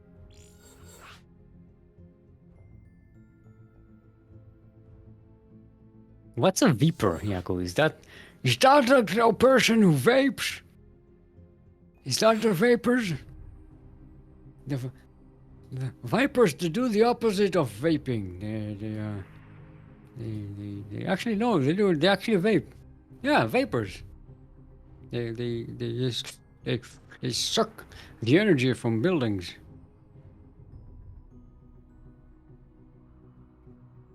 Alright. We're calling Vipers from now on. Vapors. Because they vape. They lit. They're all hip to them Zoomer talk, the millennial talk, the... Gotta tell Alex to stop sucking on buildings. Yeah, Alex is known for vaping. She is in fact a Zoomer, a proper Zoomer. Hashtag lit vape nation or whatever. Don't vape, kids. Seriously, it's really bad for you. It's really bad for everybody. Anyway, we are on Death Aura. LE. We're in the southeast corner of the map, all the way from the land of Russia. Representing Star Community. Our blue Terran.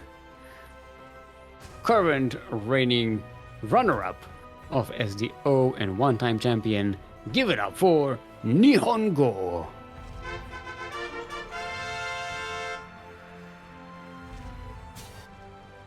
And in the northwest corner of the map, representing Reason from the Ashes, our red Zerg from the US of A, and 2 times SDO champion, current reigning champion, 11. Got something in my eye. God damn it. Something is itching my eye, and I want to touch it with my fingers, so I want to get a bit of tissue and clean it up. Man.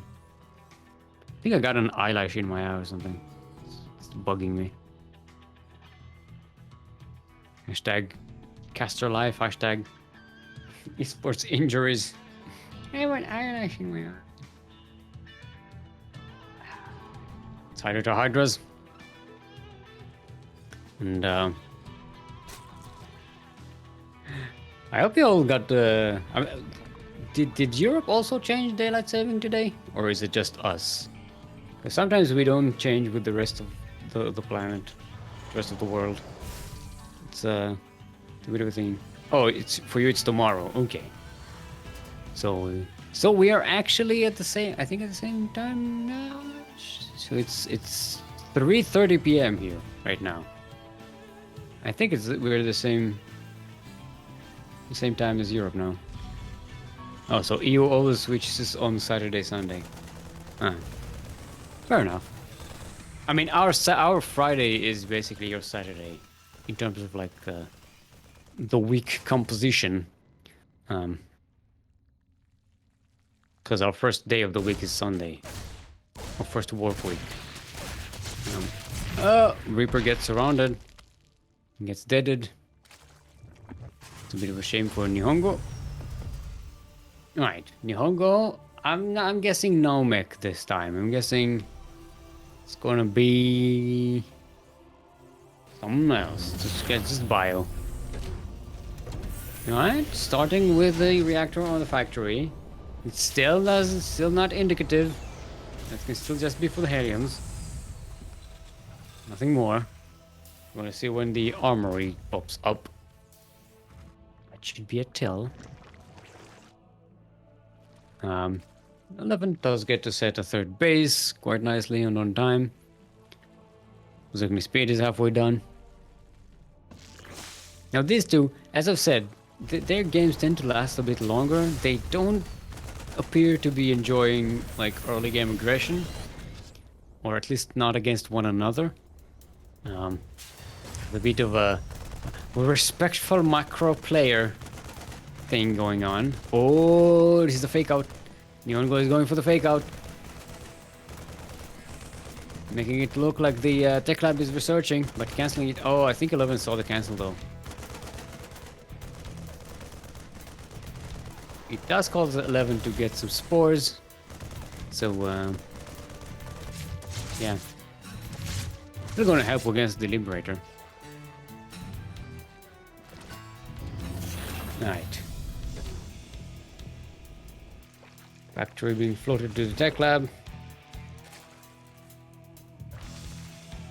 The bending nest is up for 11. Alair is on the way.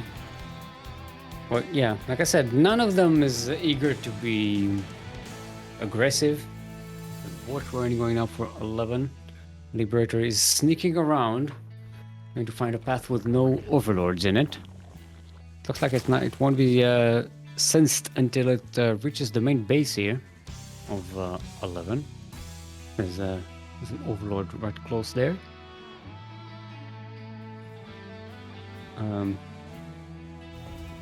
Yeah, there you go. Steam is on the way, so I was right about the bio, or at least I was right about the nutmeg.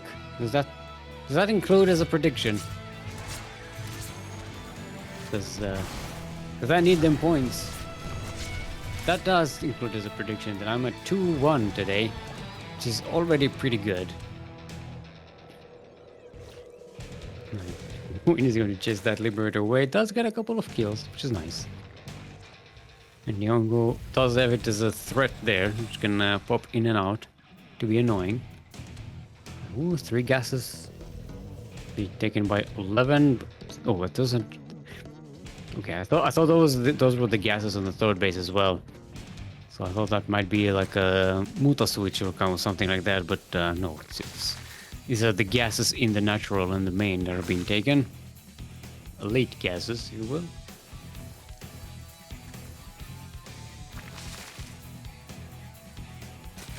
Oh, 11 does like the yeah, we are going to sit in silence until I remember macro hatchery. That's the word I was looking for. 11 does like these macro hatcheries. Sorry, man. I am so weirdly off today. I don't know why. Maybe I'm just tired. So weird. I was feeling fine before the cast. We were hanging out in chat and learning to swim chat, which is available to all subscribers of the CranKy Ducklings. So subscribe to CranKy Ducklings if you want to hang out with us. I was hanging out there and, you know, it was fun. We were testing the microphone. I was all alert and everything. And then the stream started and I was like, my brain immediately shut down. Can't use words. So my apologies. And I was hoping to stream later on. Would you believe that? It's not gonna happen if I'm this much of an idiot. Alright.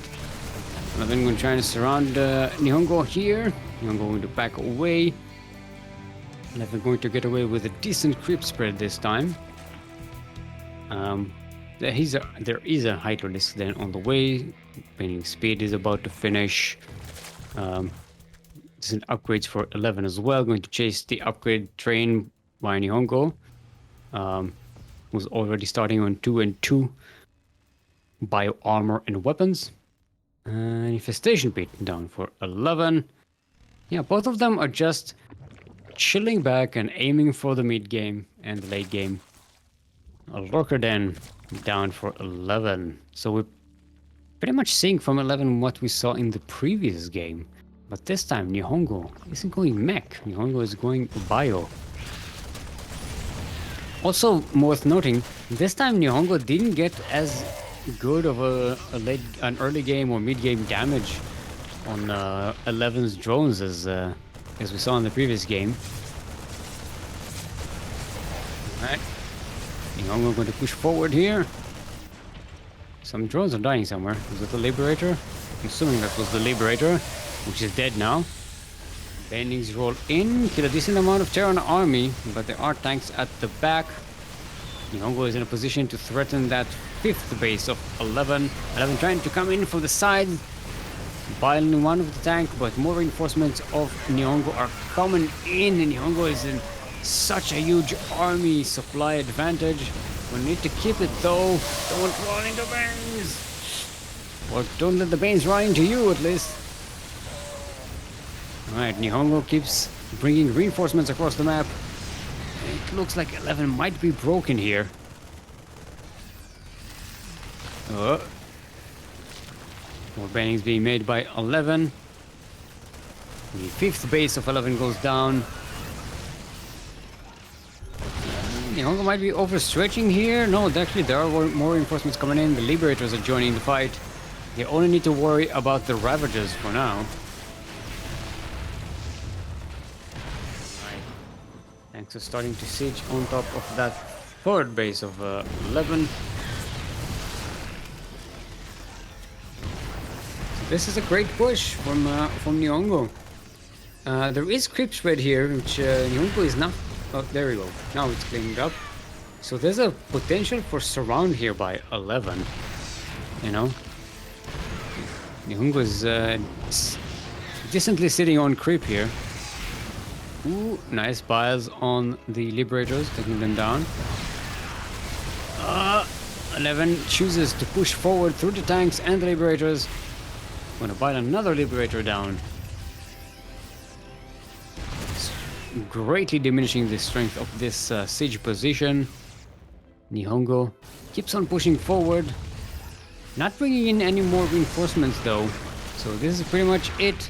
NihonGo happy with the damage that is being done here. 3-3 has started for NihonGo. 11 is still working in +2 carapace and +1 ranged attack.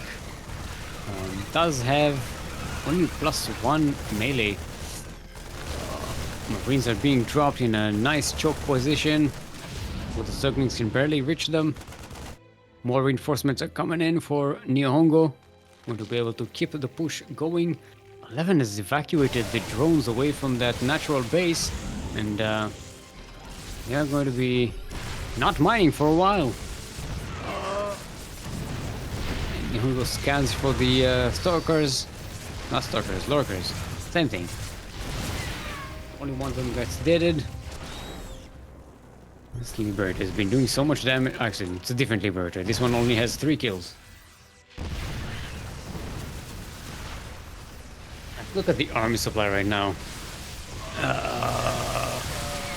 11 has more workers, but not as many bases that can utilize them. 11 is down to 3 bases. There's a drop in the main as well. I'm going to kill one of the queens. It's not a big drop, so it can be cleaned up quite easily. Thing is, NihonGo is still on 3 bases. There's not a 4th base. So actually, 11 is the one with the higher income at the moment.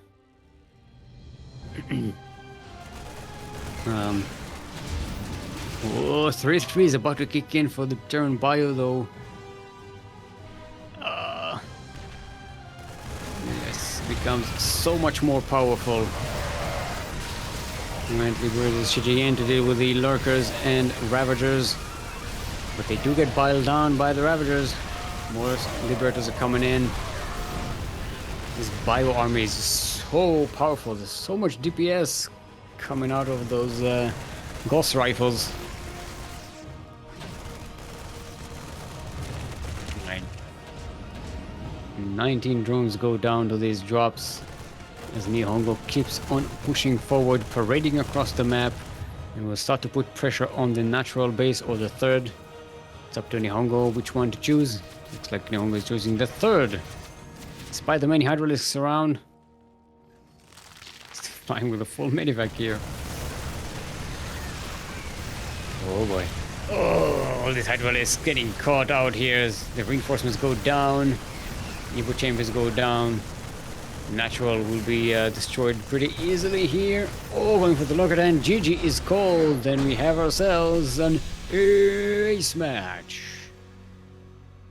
Told you. These two are very close match together. We usually get to an ace match with them. So this is going to be 11's choice. Lightshade. No, not co-op. Get out of no custom thing. Go. I was about to curse the interface, but no. This one is on me. I'm an idiot, and I click on things that shouldn't be clicked on. I don't know what to click. I see a button. I see a big shiny button, and I click it. I don't understand the problem. My grandson Yaku says I have too many viruses on the computer, but I got my vaccinations, so I'm not afraid of no viruses. When it's ready, let's get into game number 3 of the semi-final to determine who will be our second and final finalist of the day. Who will be going up against the Polish Protoss. That is Matrixx, was waiting in the final match.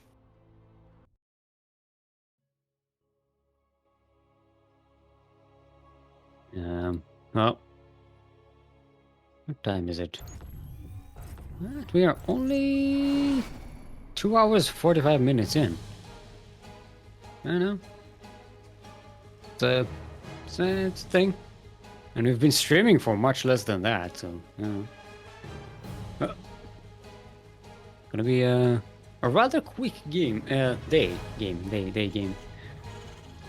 It does kind of, you know, still kind of like fucks with my head because it's almost 4 p.m. And I think, the tournament has been going long, but no, actually, because we started an hour later than usual because of the daylight saving thing. Anyway, we are on Lightshade LE. Lightshade, the lightest of all the maps in the map pool. We're in the southeast corner of the map, all the way from the land of Russia. Representing Star Community, our Red Terran, currently sideways 1-1 in this best of 3 semi-final of today's Sea Duckling Open, the number 97, I was right. Our Red Terran is in fact NihonGo.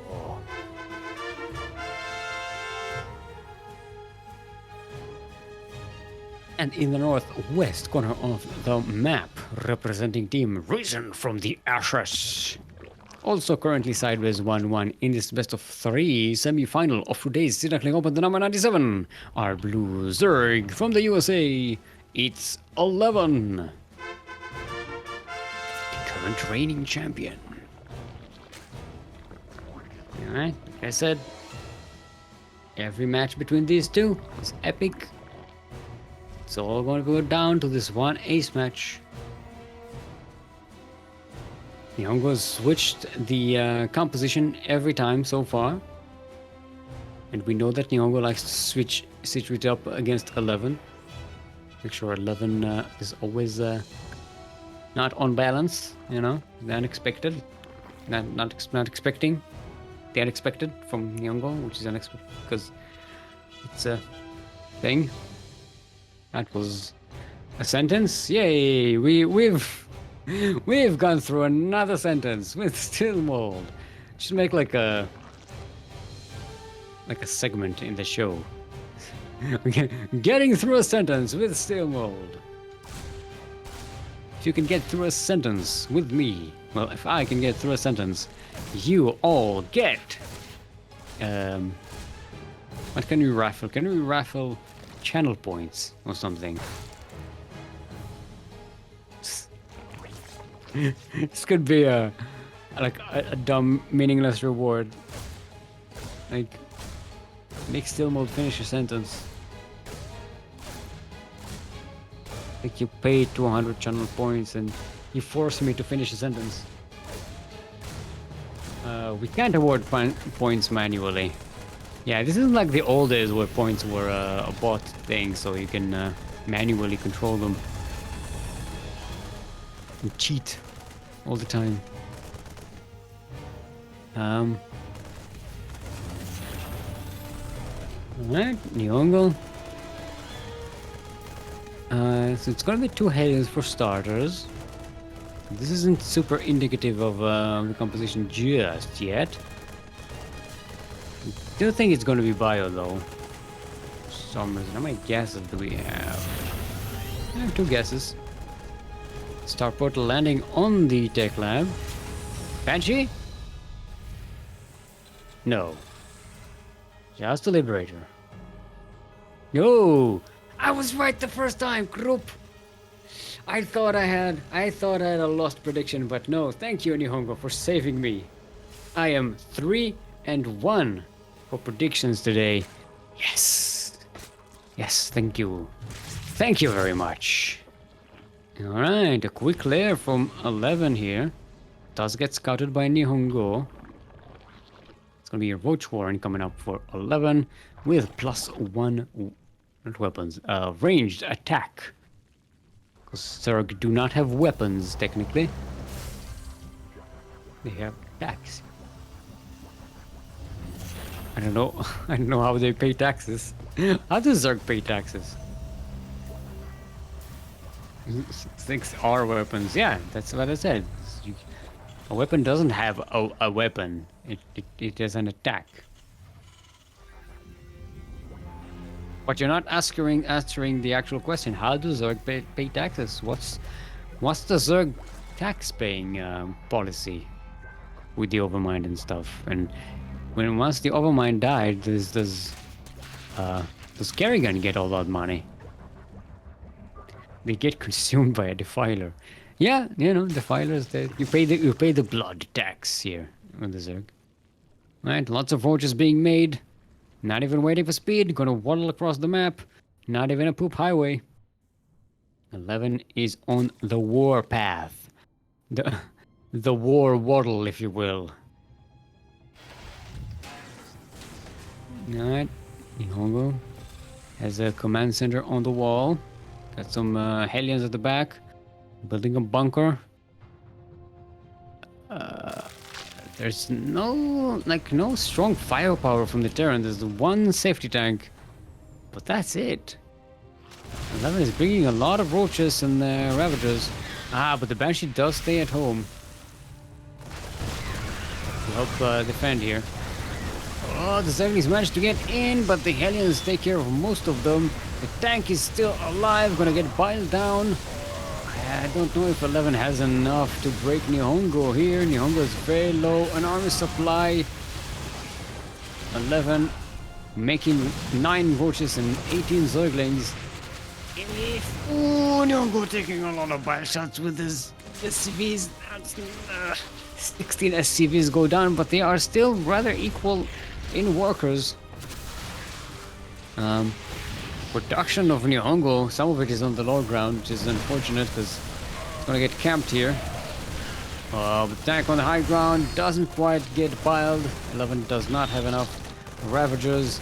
It looks like this attack will be thwarted. But at what cost? Oh, 11 manages to surround the Marines. There is a tank on the high ground, which cleans it up, but more vultures are coming in. This time they do have speed. Vultures, push in. Okay, yeah, there we go. Please stand next to the mineral line to force a worker evacuation. Even if you don't want to be in tank range. Oh, NihonGo just about manages to finish the upgrades before the NG bays are being targeted. Yeah, 11, you can't chase the Marines. They are cheating you. They are calling their big brother the tank. Alright. There you go. Natural base for NihonGo is going to go down. No! Doesn't quite go down. Have to bring the SLS to repair. Gonna get piled down though. Yes. 11 manages to kill that. Kind of like the SCVs are going back to mining, but there's no base here. This orbital is being floated here. This was supposed to be the third base, but then didn't quite pan out for this one. 11 is a lot parked outside here. Going to push in the tank range. The biles don't quite get the tanks. 11 loses too much and has to back away. Zerg pay taxes via essence. Yeah, I guess so. They pay the blood price. The blood taxes. Alright, there's 3 tanks here. At the back for NihonGo. Even sending out a drop across the map. Trying to do some backstabbing damage. 11 was in such a great position, but couldn't quite finish the Terran off here. And now NihonGo has the better income, starting that third base again. 11 pushing forward, does manage to pile one of the tanks, but the Marines are steering forward. They're doing damage to these Ravagers. The Ravagers are the key to dealing with the tanks, and NihonGo knows that. He's sniping them as much as possible. Oh, we have Overlord speed being made. Are we gonna have Dropper Lords, or is this just for the Overseers?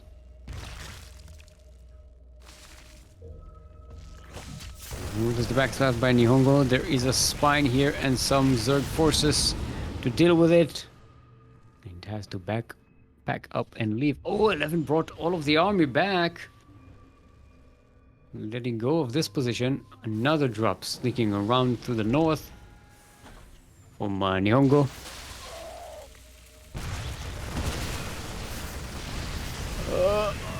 Ooh, nice bias, taking care of the medivacs, but there's not enough Zerg here. Not on the ground. There are a lot of Overlords in the sky. What are you doing? Get out of here, Overlords. Oh, there's a drop. There's another drop coming into the third base of 11. This multiprog might finish the job right here. 11, 13, 14, 15 dead drones so far. And the drops are still continuing, packing up and going both of them into the main. One on the ramp here. Nope. Nope, there's enough roaches. The main army of 11 comes back. Ooh, there's a butt. Look at the butt. We have a butt. 11 going for a bit of a YOLO move here. Trying to use the Nidus to move the army so that it can actually come back and defend right quick. Seeing that NihonGo is so active out on the map while defending at home. Oh, there's so many dead drones. I would have died here. Yeah, NihonGo catching just the moment when 11 brings the workers back into the base. How many medivacs do we have for... oh, yeah, we have 5. a decent number. I mean, these two are very low on energy anyway. 11 may not be enough. One tank does manage to get biled. NihonGo is a lot here. There are no banelings. Okay, there are the banelings. Alright, another tank gets sniped through the biles. There's not much to defend against the banes. Split, puppy! Split! More marines are coming in, but they run right into banelings. All the banes are over. One of the tanks does get biled, but it's only one bile, so it survives. More marines are coming in. This is looking really bad for NihonGo. The attack isn't really doing enough damage. It might actually get cleaned up here, but 11 is so low on. Oh, actually, though, everything died for 11. NihonGo made it. His hatchery is going to go down. There's not much that 11 can do on this kind of economy. Worth noting, NihonGo is only one now setting up a third base, so not quite ahead in economy as the numbers might suggest. Oh, still gonna have to defend his brains! Don't let him die! Ooh. Don't let him die to Banes. You still have to trade well, even though you're ahead. That's how you stay ahead. Thing is, 11 is broke. There is no bank here. NihonGo backing away, but sending one drop into the main base of 11.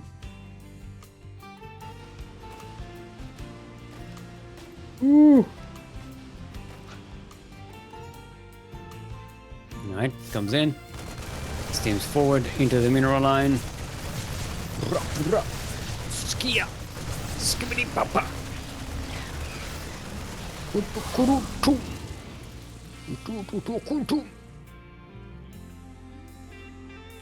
This is looking so bad for 11 right now.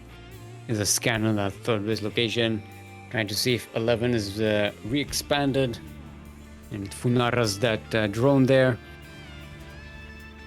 NihonGo going there anyway, just to see if there's anything around, checking up all the other bases, catching these overseers and overlords.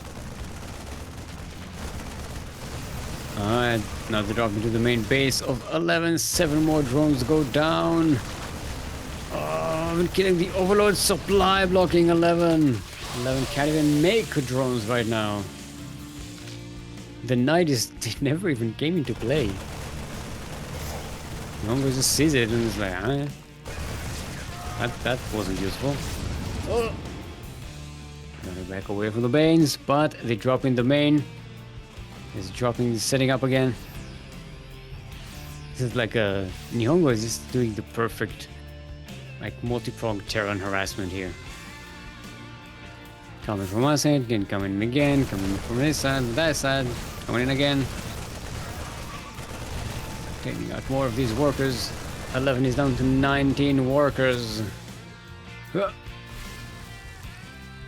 looks like 11's wish to not meet Protoss in the finals is going to come true in the form of defeat to NihonGo, the nemesis.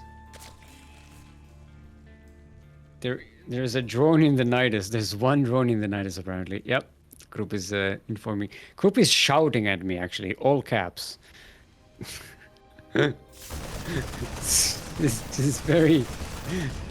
She's very I know, very affected by the fact that there's a drone in the night is just sitting there doing nothing. It's what you get when you have a producer as an observer. They're like, this is inefficient. We will not have this. I have pride. I have Zerg pride. All the drones must be at work. Alright. 11 sticking into the game. Hoping that the Nidus will be the game changer here. But he does get Funara. Cyclone. But there's another Cyclone at the back there. Between the tech labs. Just come on. There you go. Join it. That was so close. You did not have to cut it this close. Damn Cyclone. Alright. NihonGo has switched to mech, by the way. Making Cyclones. This is a weird transition. but something that NihonGo will get away with, having so many more bases and workers than 11.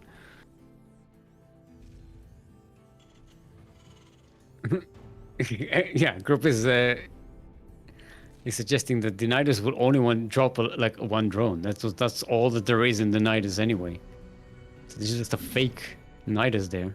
Oh, there you go. The drone is out of the Nidus. You can breathe easy, group. The Nidus is clean. Alright, Libert is sieging up here. Tank sieging up at the back. GG is called. And NihonGo is your second finalist of the day and will have a chance to even up the score against 11 in championships. Very, very nicely done. This epic rivalry between these two must continue. But for now, we are left with Matrixx and NihonGo. We are going to go into a break of 5 minutes. We'll show you another duct tape. Take this time to hydrate your hydras, drain your disruptors, stretch your roaches. Be back here in 5 minutes for the final match between Matrixx and NihonGo, or I will not forgive you.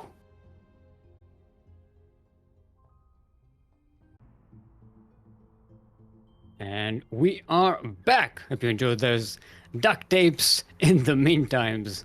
Lord Lokin with 15 gifted subs.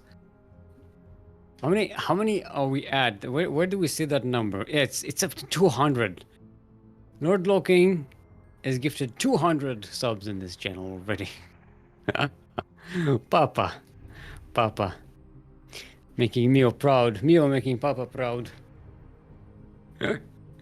Very nicely done. So let's go. 15 quacks. Quack, quack, quack, quack, quack, quack, quack, quack, quack, quack, quack, quack, quack, quack, quack.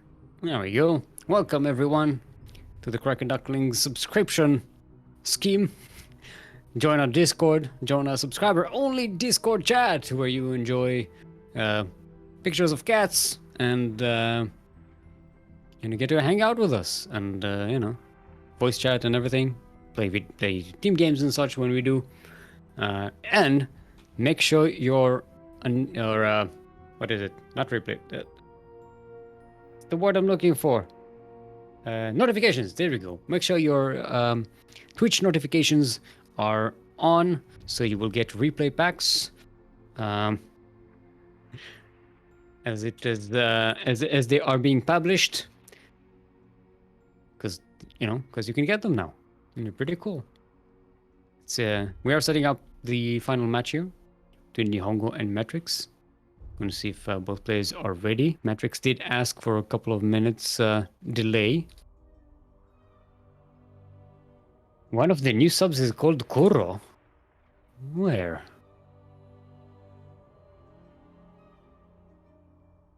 I don't see no Kuro here.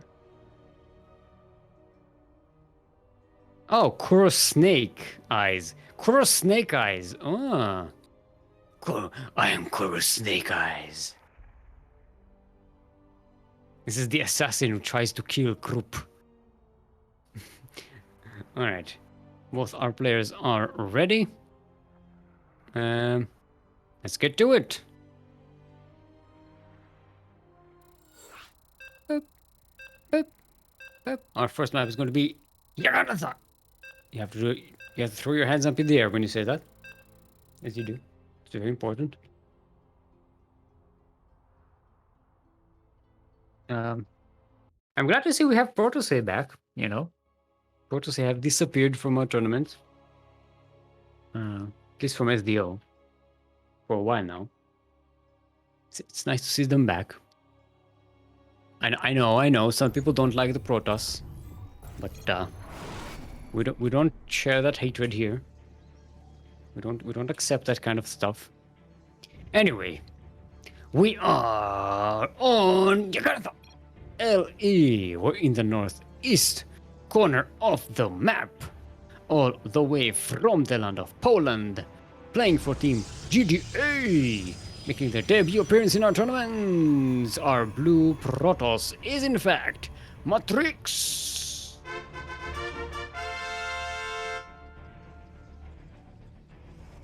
And in the southwest corner of the map, the current reigning runner-up of SDO, taking out the champion in the semifinals. Our red Terran representing Star Community and the land of Russia. It is the one-time champion NihonGo. When we starting with proxy, it's going to be proxy. Oh, 2 gases. Oh. That's going to be Marauder proxy, Marauder concussives, right? There's only 1 barracks. We need 2 for that, right? I'm not. For those who don't know, I'm not very good at memorizing builds and knowing what they look like. Yeah, it is pretty far. That's gonna be a quick Reaper to just get in there. Maybe delay that Nexus? Question mark. It's not quick enough, is it? No, it could. That's gonna be a 1-1-1 by NihonGo. The factory is being constructed at home. Matrixx hasn't scouted this entire game. Not far enough. Okay, now finally sending a probe into the main base here, realizing, wait a minute.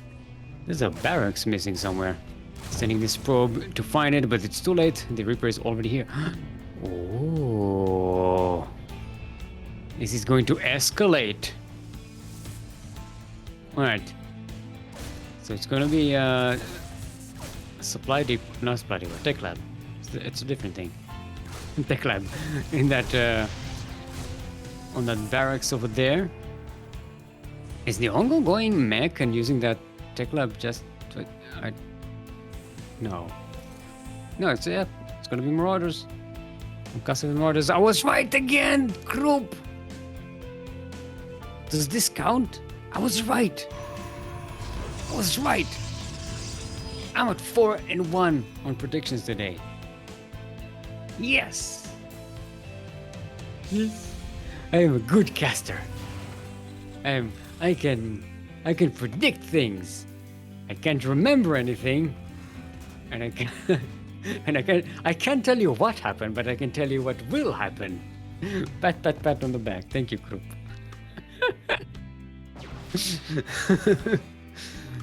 All right. So Reaper will be chased away. Ooh, nice. Nice timing, but I don't know if that really helped NihonGo in any way. It only said to throw the adept closer to the Reaper. All right, Reaper. The adept did kill an SCV there. It's going to continue on. Marauders are being massed in the north side of the map, north proxy. And there is a cyclone on the way as well, which is going to be a lot more helpful in dealing with the stalkers. Oh, even the Reaper may get a stalker there.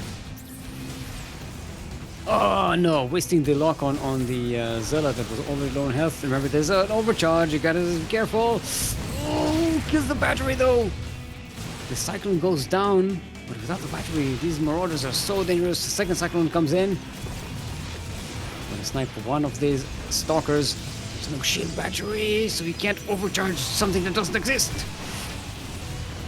A couple of probes go down as they come in here for cannon fodder, but there are some SCVs here to repair the cyclone and tank some shots. It's already doing quite a bit of damage, but is it going to be enough?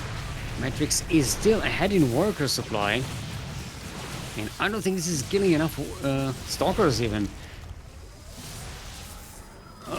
Okay, there is a shield battery now, so overcharge is available. Matrixx will not be broken here. This is a decent hold by the Polish Protoss. This was a very costly attack by NihonGo, and it didn't quite do enough damage, while at the same time delayed NihonGo's macro, NihonGo hasn't taken a second base, not even constructed another command center. NihonGo has basically went all in on one base with this proxy and it's failing. Now starting a command center, but Matrixx, you know, Matrixx has a second base, it's up and running. There's shield batteries, there's probes mining and everything. We're gonna have gases pretty soon as well. This is not looking good at all for the turn here. Oh boy. The barracks is getting floated there just to be a scout, but should probably get killed pretty soon. Stalkers will have to go around the water to get to it, though. Come on, guys. I know a shortcut around the river. Well, if we have to go around the river, it's not a shortcut now, is it? Well, I just wanted to say something, okay? Stop blaming me. Okay, so the barracks doesn't really get to see anything important. Does not see the robotics bay. We're gonna have blink for the stalkers as well. Starting. Now this is all going to hinge on how much time Matrixx gives NihonGo before pushing out. If NihonGo has a chance to actually turtle up and be in a good enough defensive position that Matrixx cannot break it, then NihonGo has a chance here. Despite taking such a disadvantage in the early game. Look at that, Matrixx is almost 20 workers ahead here. Yikes. Yikes. It's a yikes for the Terran player here. Matrixx is running around trying to look for that proxy location. Oh, finds it. Finds the tech lab. It's Funarad. This other force could be sneaking into the natural base there. I believe Matrixx has enough. NihonGo has enough to defend between the tank, the cyclone, and all of these marauders. This force of Matrixx shouldn't be able to do anything. There's a nice tank spread by NihonGo. Yeah, Matrixx goes back. Was only looking for that proxy. Trying to see if there's a ninja base somewhere in the southeast. Disruptor on the way from Matrixx. NihonGo finally starting up on these upgrades and combat shields. Third base for Matrixx is starting to go up. Yeah, I think that could have gone a little sooner. Matrixx was maybe a little more careful, did not want to commit to a third base before making sure that NihonGo doesn't have a ninja base somewhere out on the map. And, well, NihonGo coming in with the Cyclone. Not going to catch the army moving out, but going to see the third being set up. Matrixx is already on the other side of the map with the main army. Cyclone is just being annoying. Alright, there's a couple of tanks here. There's another tank on the high ground. Disruptor is going shot in. No response from NihonGo. We're going to lose all of the Marauders. That's a bit of a shame. Disruptors and Blink Stalkers are going to take care of the rest of the tanks. There's even an Immortal here for good measure. So Matrixx is taking quite a bit of damage at home. That Cyclone.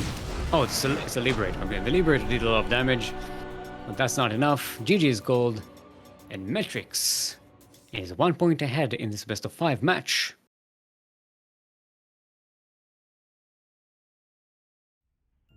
Gonna be a Royal Voidor, I believe. I don't think Matrixx has ever played in our tournaments, right?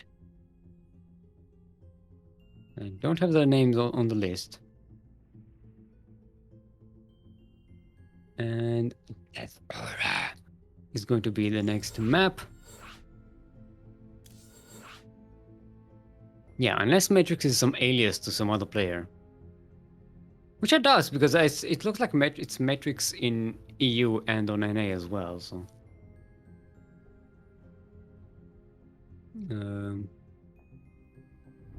yeah.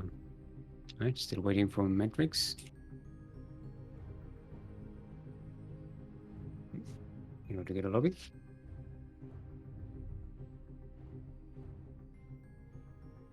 Yeah, it's not. Let's try that again, shall we?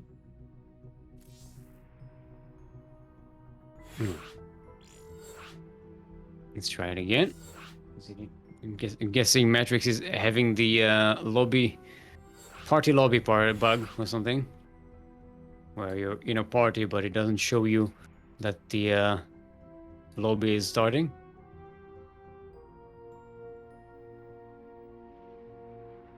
All right. So Matrixx is asking for another minute, which is fine. Take your time, relax, stretch your roaches, hydrate your hydras. Make sure my hydras are hydrated.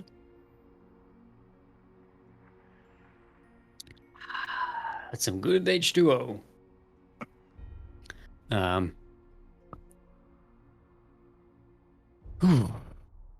So how have you all been doing? How did this week catch you? I'm just I had a rough week, but next week is Passover vacation, so I don't have to work for the next week or so.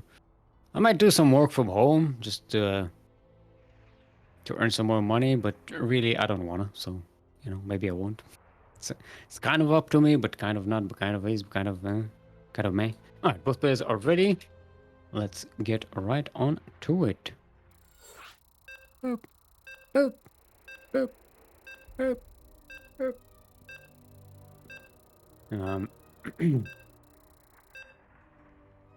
Yeah, so I'm going on a bit of a vacation today. Gonna have a chill week. I'm gonna cast some more StarCraft that I usually can't cast. I am going to join Lady Azilus, or Queen Azilus now, for the Queen's Gambit on Wednesday. If you know about that, it's already been publicly confirmed. I'm going to be joining Azzy there for the Azimold duo, which hasn't reconvened in a long time, like a couple of years. I miss casting with Azzy. She's awesome. If you don't know, the Lady Azilus is now called Queen Azilus.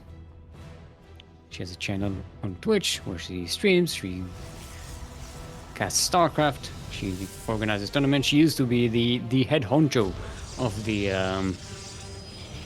Proxy Tempest organization. Yeah, it's gonna be fun. Anyway, we are on Death Aura, the deadliest of all the maps in the map pool. We're in the northwest corner of the map. Currently up 1 in this best of 5 final match of today's Sea Duckling Open, the number 95. All the way from the land of Poland, representing team GGA, are Blue Protoss is in fact Matrixx.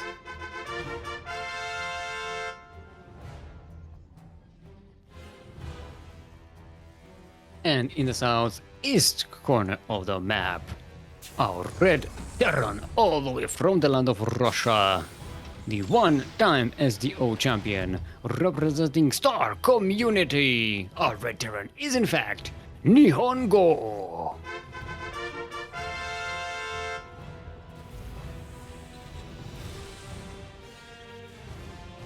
Yes, you all can join our Discord, !Discord in chat. Gives you that link.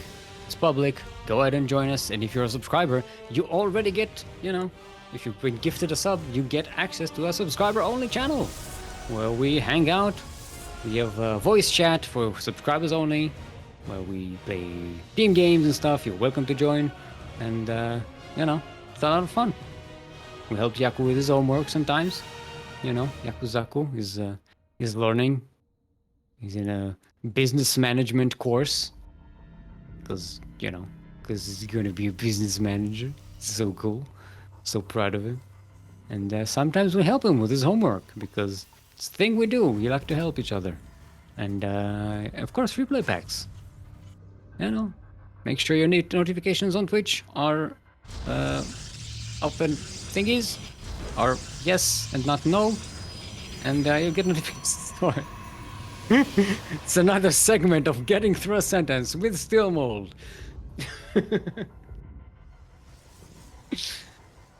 Ay, ay, ay. Alright, so NihonGo going for 3 racks. Count them 3. 3 barracks, the plural of barracks. Barracks to bombers. Yeah, replay notifications are sent by email, but in order to get emails, the emails from the notifications, you have to make sure that your Twitch notifications by email are enabled. That was the sentence I was trying to convey, but, you know, I am me. So, yeah. Alright, it's all Tech Labs here. It's gonna be Steam and Combat Shields. Gonna be made real quick. And this is full anti-vax here. There are no medivacs, only Marines. And this is gonna be either a powerful push or a super blunder for our red Terran. Matrixx is getting a robotics bay really quickly. This is the first like tech building that's coming up from high tech building, if you will, coming up from Matrixx. I'm assuming it's going to be disruptors, maybe disruptor drop even. Either way, a lot of stuff from the robotics bay is usually good for Marines, you know? Most of the stuff you can get from there is good against Marines. Whether it's a Colossus or a Disruptor, it's gonna be Colossus! Ooh. Ooh. Matrixx is gonna be, I think, quite well... actually, NihonGo not sticking to any Marines, gonna get some Marauders as well. And Combat Shield is finished, Steam is finished. Let's hope, I hope NihonGo doesn't forget concussive shells. Sometimes happens when Terrans forget about it. Heck you do. Alright, now Matrixx does see this army being set up, so knows about this composition with the observer there. Oh yeah, there you go. Gateway explosion there. With the Twilight Council and the Forge, so we're gonna have some tech paths available for Matrixx to go on. The concussive shells is coming up. NihonGo did not forget about it. But this attack is taking a while, and Matrixx is just preparing for it. There's one Colossus out, Thermal Lens is on the way. Third base is set up for Matrixx. NihonGo is on the move. Sees the third base here with this Marine. Looks like NihonGo is going for the natural. No, armies gets. Is that a pathing glitch or a mistake? Or I think that was just. Armies get split there for a second. Alright, we're going to consolidate here. Matrixx should know that this is coming. But the main army of the Protoss is not in position. Okay, now moving into a position that's actually going to intercept the Terran army. This is a very powerful Terran army though. Once those Marines and Marauders get stemmed, they are so powerful. Alright, scans on the high ground, sees where the army is. Going to go around and try and find an opening here. Going to go jump on top of that shield battery to prevent the overcharge. Going to try and get that Colossus. Yes, get that Colossus, but there's not enough. And the entire Terran army is dead. The Colossus is even still alive with 9 kills and 8 health points. Now, NihonGo did not go all in. The third base is being set up in position. What's more worrying is that all the other tech is delayed. The medivacs are just now starting for NihonGo. So there's not much of a strong army.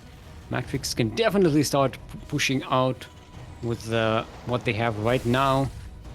Especially once Blink is over. Once Blink is finished.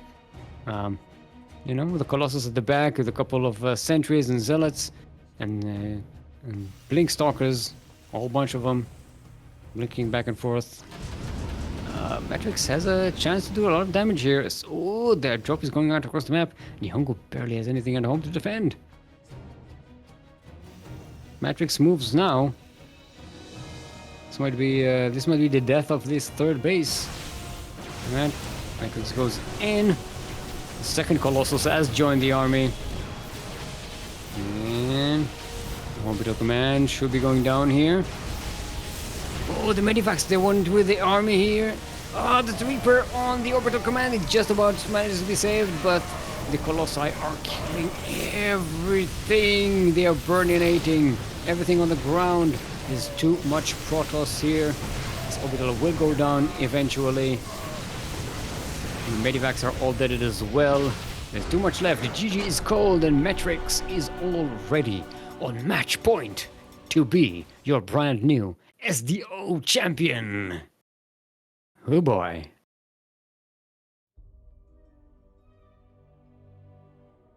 That's NihonGo got used to the easy life. Just playing against Zerg all the time. Zerg and Terran, Zerg and Terran. And now against the Protoss. And against a patient Protoss as well. Matrixx seems to be quite a patient one. Lightshade is going to be the next map. Which may well be our last map of the day. So we started with Yakuzaku. And then we had Death Aura. And now we have Lightshade. Alright, let's put the players in. And see if everybody's ready. Ooh. Make sure we hydrate our Hydras. Don't want to get caught with unhydrated Hydras. You know?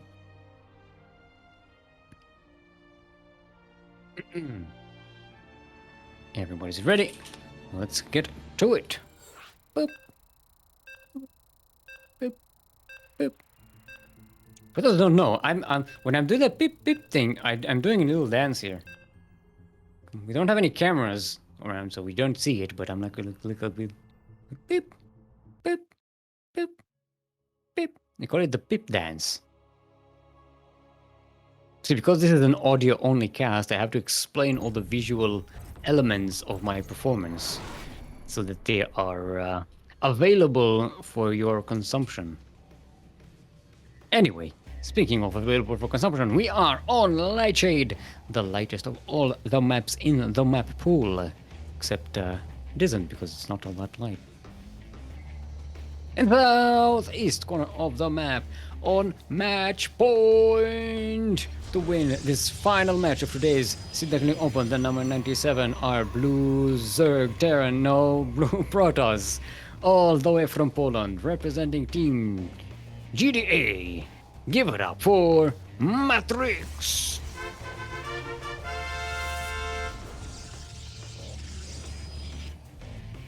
And in the northwest corner of the map, all the way from the land of Russia, representing Team Star Community, our Red Terran and current reigning runner-up, it is NihonGo.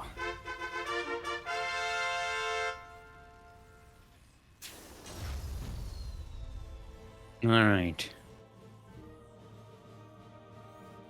Alright. Matrixx going in for an early scout, which is nice. Nothing too crazy here. NihonGo not going for a proxy this time. Cyberdwits suggesting that Terran would have been fine if they went for a drop to force the toss back. That was a possibility, but I think, if I remember correctly, Matrixx did have some cannons at home, and the Protoss was just in such a good position with so much extra army that I think Matrixx would have gone for the push anyway, and then just warped some units at home to delay any damage from the Terran. I don't think Matrixx would have brought the entire Protoss army back home just to deal with the drop, especially when there's a chance to just outright kill the Terran. But I don't know. It's at all possible. Widowmine drop coming up from NihonGo. Starport is already being made. With the Widow Mines starting as well. Yeah, we are trying to think if we saw Matrixx dealing with Widow Mine drops today. I don't think we... Oh, yes, against Yakuzaku. It went okay-ish, right? I don't know. You have to help me. My memory isn't the best. Widow Mine gets a Stalker. And then waddles away. And then he waddled away. And then he waddled away. Waddle? Come on. Come on, move. There we go. And then he waddled away. You waddle. Worst timing ever. Alright, robotics facility on the way from Matrixx. Let's see if it's going to be an robotics bay as a follow-up. Seemed to work pretty well in the last game. However, this time NihonGo did not go for the 3 racks, instead going for a 1-1-1. Medivac drop is on the way. I think Matrixx saw that with the Stalker, because it was chasing the Medivac. There is an observer being made by Matrixx. I think it's even boosted up. No, it's not being boosted. It's just being made. More Stalkers being warped in. Matrixx should be okay dealing with this. And then we'll go for the waddle drop. One of them is gonna waddle in. Two of them are gonna be dropped. Oh, this is the real one. The other ones are just distraction. Boom! 3 dead. Boom. 4 dead probes and another Stalker dead by this Widow Mine. I think that's the same Widow Mine as from before. Yeah, it is. It's the same Widow Mine from before. It already killed 2 Stalkers. Alright, the cooldown is about to finish. Where's that observer? Observer? Oh, it went out across the map. It sees the Thor drop coming. Yep, it's gonna be a Thor drop follow-up to the Widow Mine drop. Oh, and NihonGo is bringing the boys as well. This is so dangerous. The Stalkers are coming into position though. I don't know if NihonGo has enough. Is there a shield battery? There's a shield battery. Overcharge is being used. NihonGo is focusing the shield battery, but that means everything else is dying. The Marines are dwindling. The Thor is still up and running. There's a lot of SCVs to repair it as well. This base is going to be cleaned up. The Widow Mine is out of cooldown. It's going to be dropped into the main base. Oh, it's going to be snuck in here. Ooh, good response by Matrixx. But that means Matrixx has no income for the moment. The lower ground Nexus gets destroyed. It's already a nice win for NihonGo. Oh, Thor survives. Oh, the Stalker is body blocking the SCVs. So now both players are on one base. There's no production. Neither player is actually producing anything. So NihonGo did a lot of damage, but lost 10 SCVs. It's delayed the second command center by a long time. And yeah, Matrixx is just gonna remake that Nexus. Matrixx is super supply blocked. Oh, gonna have to make a couple of pylons just to get out of that. I don't think Matrixx even noticed of the supply block. Did I say? I think I said NihonGo supply block. No, it's Matrixx supply block. I don't think Matrixx even noticed that. Or maybe just waiting with that Nexus to clean up the supply, but this is bad for the Protoss, who has not been making any units for a while now. The Thor is coming in again. This time I'm going to drop into the main base. Boom. I'm going to get 6 kills and get packed away. Boost. There we go. Very nicely done there by NihonGo, who has the better army supply at the moment. Even the better economy at the moment, strangely enough. Oh, actually no. pulling the boys. NihonGo going all in here. When you only have 18 workers and you send most of them across the map, or at least about half of them across the map, yeah, there's no recoverability after this. Matrixx only needs to hold this attack. When I say only, there are 2 Thors, 2 tanks, a bunch of Marines, some SCVs to repair everything, Medivacs to heal, and no shield battery at the natural. Matrixx should not be engaging in the natural. I don't think that's a good idea. I think that's a bad idea. I think he should sacrifice the natural and set up shield batteries at home at the high ground, because this is not going to be helpful. Matrixx is getting a little flustered here, losing 10 probes to the Liberator. Yeah, NihonGo is really breaking Matrixx apart here with this very cheeky build. The boys are being pulled and GG is called. NihonGo does not go down without a fight. Ooh.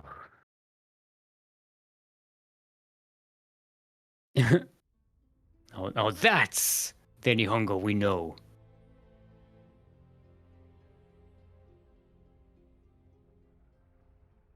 What was that build, group is asking. Widow Mines into Thor drop. All one base all in, you know? It's a thing, apparently. You gotta remember, NihonGo comes from Russia. So you should not be surprised that they have like a whole bag of tricks available to them. Let's ask what the next map is going to be. This is Matrixx choice.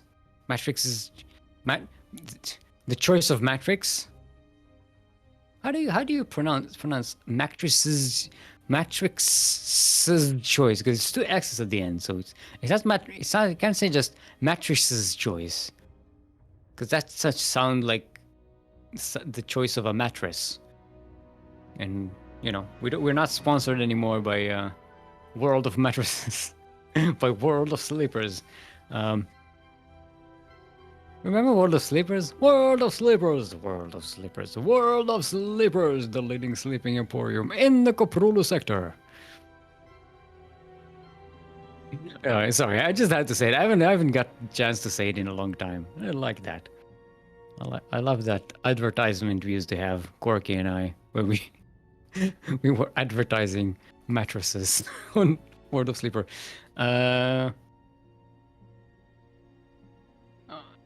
Yeah, we can't just light shade. We already played it. So we have we have Oxide, Pillars, Romanticide, and Submarine.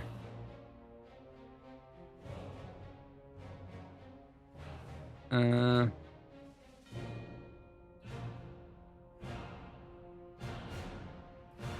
we go. Alright, Romanticide is going to be the map. Let's not forget the game hard, because for people who game hard. Game hard. Game harder. Game hardest. I don't know. I don't know where I'm going with this. Let's see if both our players are prepared.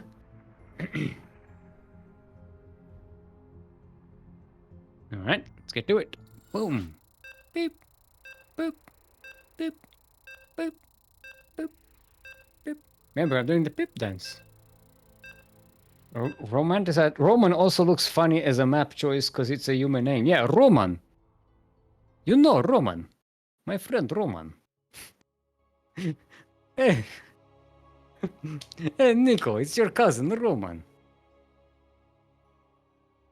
Remember that from what is it? GTA 4. That's what it was. A game I never finished because it got super annoying. Alright, everyone. Welcome to Romanticide, where love goes to die. We're in the southeast corner of the map, all the way from the land of Poland, representing Team GDA on match point. To win this entire tournament, our blue Protoss is in fact Matrixx.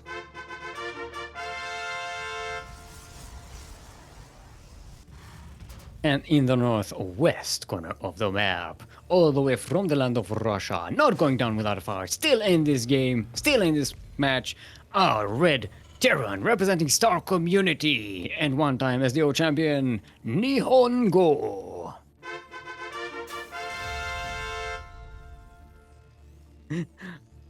It was a beautiful build. I like that name, Snarly Empress.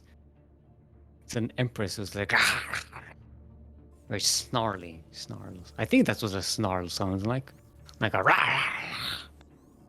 Right? That's a snarl? I think so. Anyway. No proxy this time.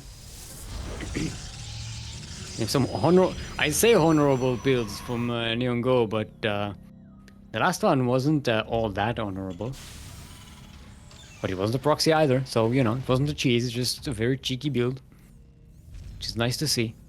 Not that I hate cheeses, I love cheesy games. I love cheesy plays.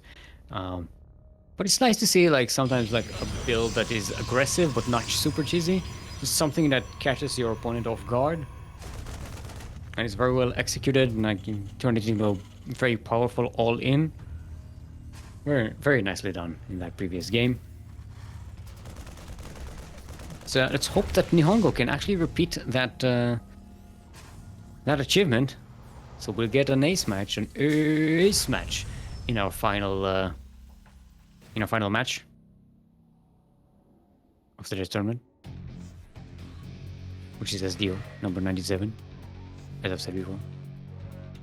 Alright, second base coming up from Matrixx. No expansion yet from NihonGo. Factory is up. Yep, there's the expansion. So no going all in on one base. This time from NihonGo. There'll be a Cyclone coming out for the Terran. Yeah, I like the Cyclone. Cyclone is a pretty good defensive thing. You know, you all know, I'm a big fan of the safety tank. There's a song about it and everything. But yeah, Cyclone is definitely a good choice as well. It's very versatile, very agile. Speaking of agile, these Marines managed to kill that Adept. Bunker is set up. NihonGo was prepared for any kind of push.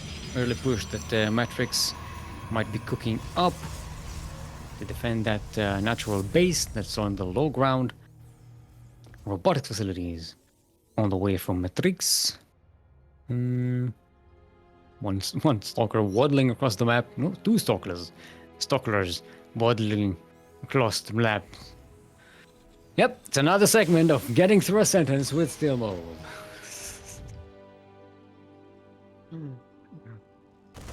Start a predictions game. Will Steelmold finish the sentence? Place your bets. I'm just hydrating my headers.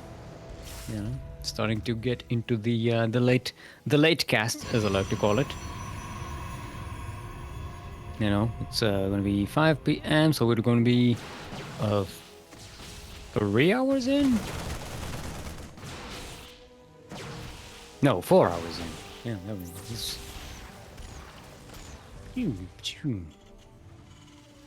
Alright, Matrixx not quite in a position, safe position enough to kill that anyway.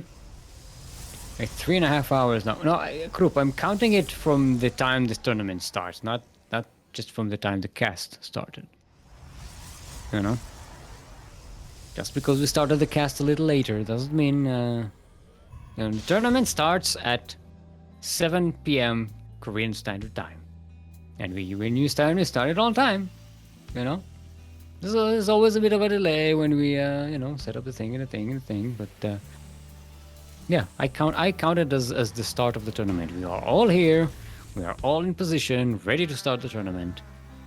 Sometimes some people are a little bit late because they haven't slept enough, or they didn't eat breakfast, or some other reason. Not naming names. Silence is telling. Dot dot dot. Sometimes people decide to set up a new make 5 minutes before the tournament. First of all, I did not start setting up the make 5 minutes before the tournament. I was started like almost an hour earlier. You just weren't there. And also, I had this microphone as a backup. So it wasn't that big of a deal. Now was it? Also, what would you have you prefer? That I just spring up this new microphone on you and then make your ears blow up, or that, you know, that I do a sound check? I know the quality of my microphone and my voice has gotten you used to the fact that I don't need to do a sound check or sound balancing. But this is something we used to do, remember? We used to have sound check before every cast. I remember. I'm professional plasterer. I can get through sentences. I don't know why this game turned into just me teasing to Kuro about stuff. Professional cluster, yes, professional cluster.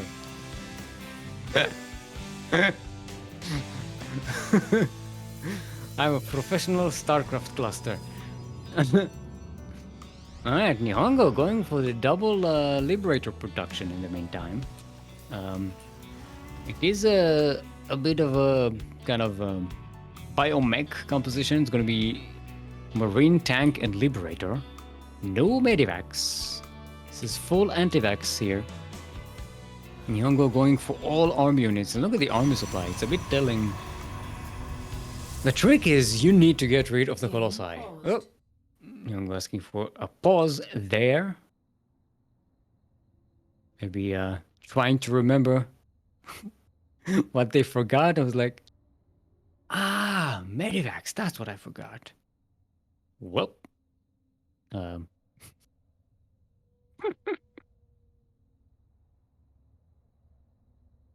anyway, we'll take this time to hydrate our Hydras. And then we can start looking what the Protoss has. So we have charge on the way. Blink has finished. All right, everybody's ready. Group will restart the thingy. More gases coming up for Matrixx as the third base is being saturated. The Protoss army is in position to intercept the Terran incoming army. Oh, Matrixx sees it. Did they? Oh, I don't think Matrixx saw it. I thought they did, but they didn't.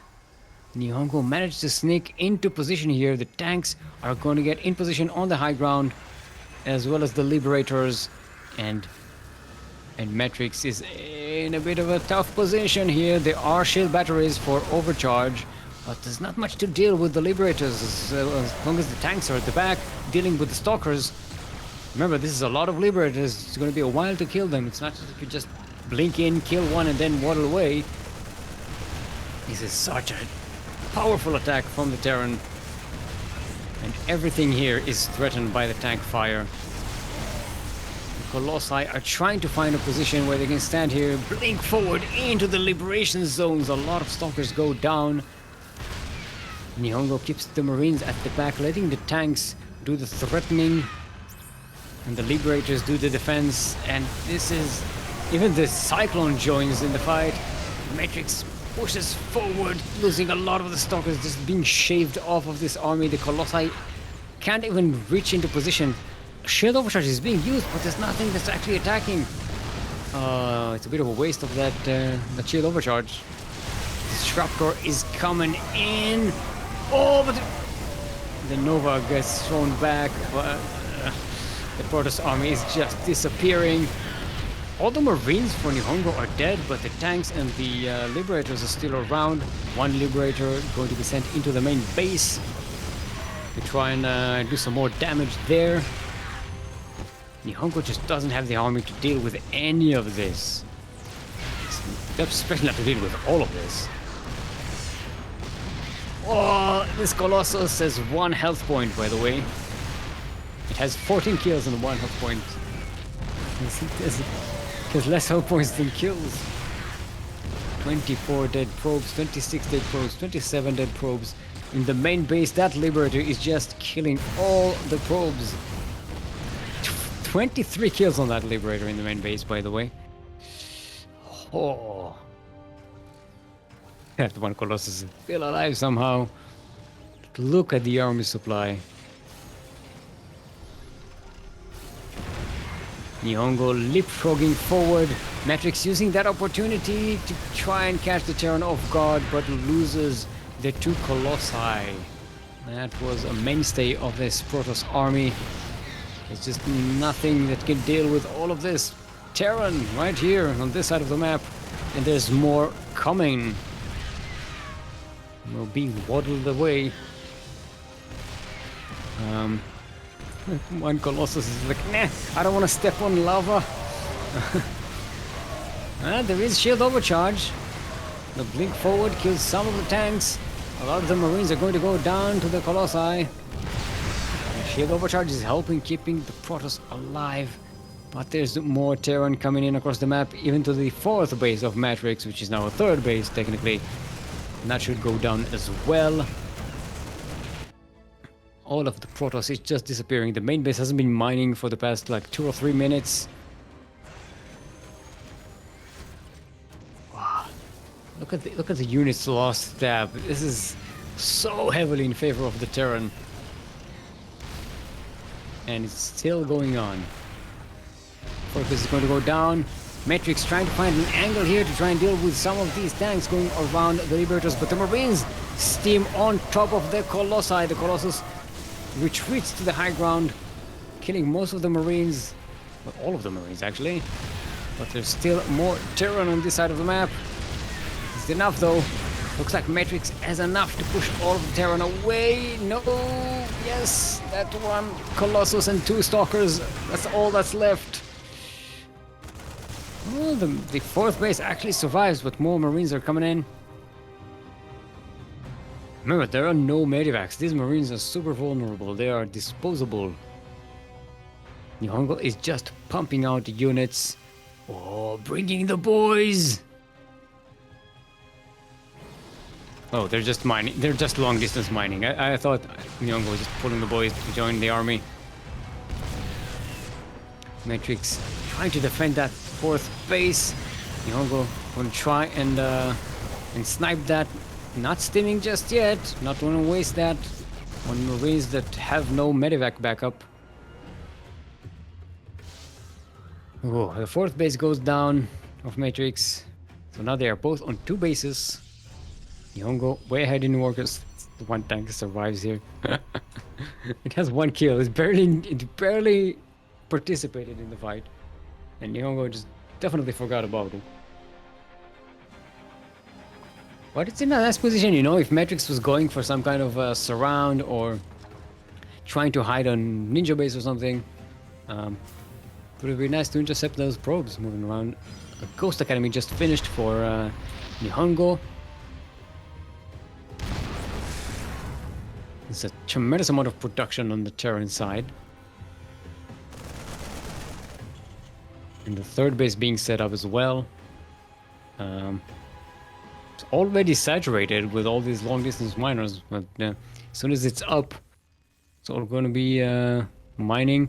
Another Liberator is sneaking into Matrixx's natural base. There's a fake disruptor here. It's not going to be helping. Oh, it's going to kill so many probes. And there's another one in the main as well. There were 2 of them. Ooh, this is keeping Matrixx so far behind. FF. Was that a GG or an FF? Right. NihonGo packing up for a drop into the main base of Matrixx. Gonna join those Liberators. Matrixx is actually intercepting that. But the main army of NihonGo is on the low ground, threatening that third base.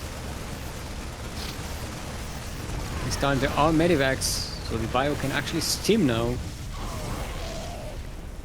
without losing too much health. This is so rough. NihonGo dropping into the main base of Matrixx again. This time catching one of the pylons. This is far from supply blocking Matrixx. It's because Matrixx is in such low supply at the moment. Oh boy. Alright, Fek Archons and Guardian Shield. That's the name of the play here for Matrixx. Attacking some of the shots from the Terran army, but there is just so much DPS in this bio. It's gonna start a step on top of this Colossi. GG is called. NihonGo brings it up to the ace match. Oh. This Terran push is beautiful, yes. Very well done. The positioning of those tanks and liberators by NihonGo was textbook. It was just so good.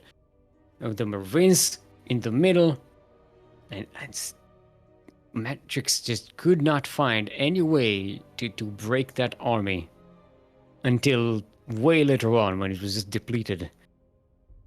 Whew. And there we are. The last game of the last match of this tournament.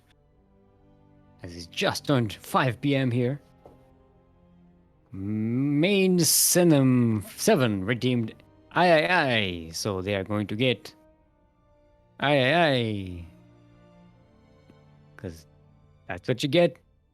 get for redeeming. I feel like this is just a scam. Like getting people to redeem awards that mean nothing. What rewards do we have? We have highlight my message. That's fine. That's typical. Unlock a random. What is it? Sub emote. Okay, that's fine. Ga is absolutely meaningless. Choose an emote. That's good. Hydrate your hydras. That's meaningless. I already hydrate my hydras, and I remind everyone anyway. Stretch your roaches. Same as well. I. Meaningless as well. Modify a single emote. That's pretty good. And Krupp, please, of course, that's the big prize. That's to get Krupp to cast one game. You spend 16,000 channel points.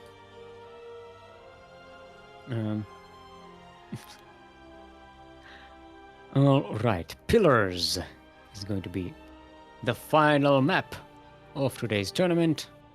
Pillars of Gold. Or just gold, because there are no pillars. Krupp is saying, to be honest, I took inspiration from ESL Australia. They had random redemptions for their sponsors. Yep, that is correct. That was from the NZ Champions. That was what it's called. No, and what was that tournament? ESL Australia?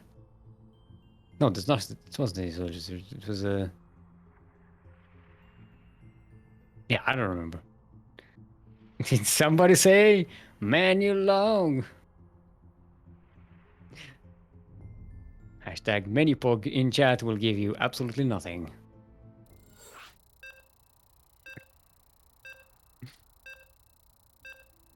Not hashtag. Exclamation point Menupog, damn it. Do we have Senor Menulog in we have it in Discord. We have Menupog on Discord, but not in on Twitch. Alright, side data hydras. Going into this final hype game. Hey, yes, we do. Exclamation point Menupog in chat will give you absolutely nothing other than a clip of of Light VIP in a menu log. Actually, no, it's not a clip of him in a jacket. It's a clip of him talking about the time that he was in with a jacket. The exclamation point Menupog in chat. You'll see what that means. Anyway, enough about that. We are in the final game of the final match of not the final tournament, because there are going to be more tournaments of today's Sea Duckling Open number 97. We are on Pillars of Gold, the map that used to hold the golden ball, but then there's no golden ball, so the pillars are holding nothing, which is fortuitous because there are no pillars anyway. The golden wall always stood on nothing. In the northeast corner of the map, all the way from the land of Poland. Might be reverse swept here today, was already 2-0 in this match. But now they are sideways 2-2, representing Team GDA. Our Polish Blue Protoss is in fact Matrixx.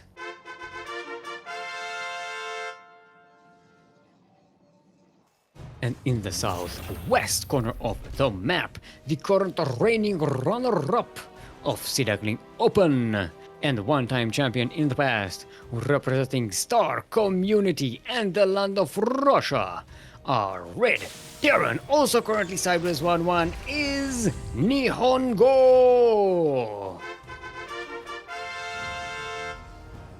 Going for that reverse sweep. That sweet reverse sweep. So sweet, so sweet. Sweep, sweep, Sweep City.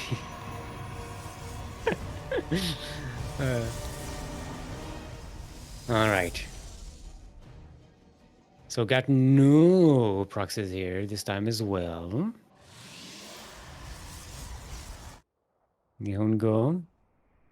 Got that factory before the command center. So now going all in on this just barracks, eh? It's gonna be tech lab on that factory. No tech lab on the barracks. No reactor on the barracks. It looks like it's gonna be mech here, right? Question mark? Just making 4 Marines for the bunker and that's it. Because there's no room for that barracks to even get an add-on. It's completely locked. Unless that was a mistake and not intention. Ooh. Yeah, that may have been a building positioning mistake. And so the adept is going to go right in. There is a cyclone to intercept it, so shouldn't be too bad. Yeah, so it might not be mech here. Oh, so this is not a prediction, by the way. Just in case NihonGo doesn't go mech, this does not count as a prediction because it was a deduction of the way the barracks was positioned. You know, it's not a prediction, so I can't fail. I can't lose points. I can't gain points. It's not nice cheating. It was not a prediction, group. It was a deduction. And deductions are not predictions. Alright?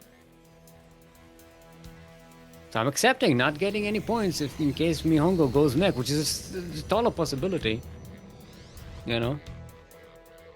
I'm accepting, you know, I'm ahead. I don't need the points.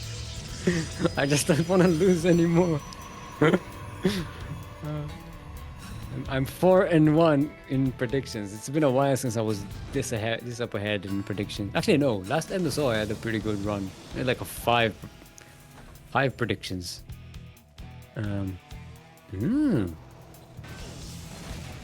getting a turret there.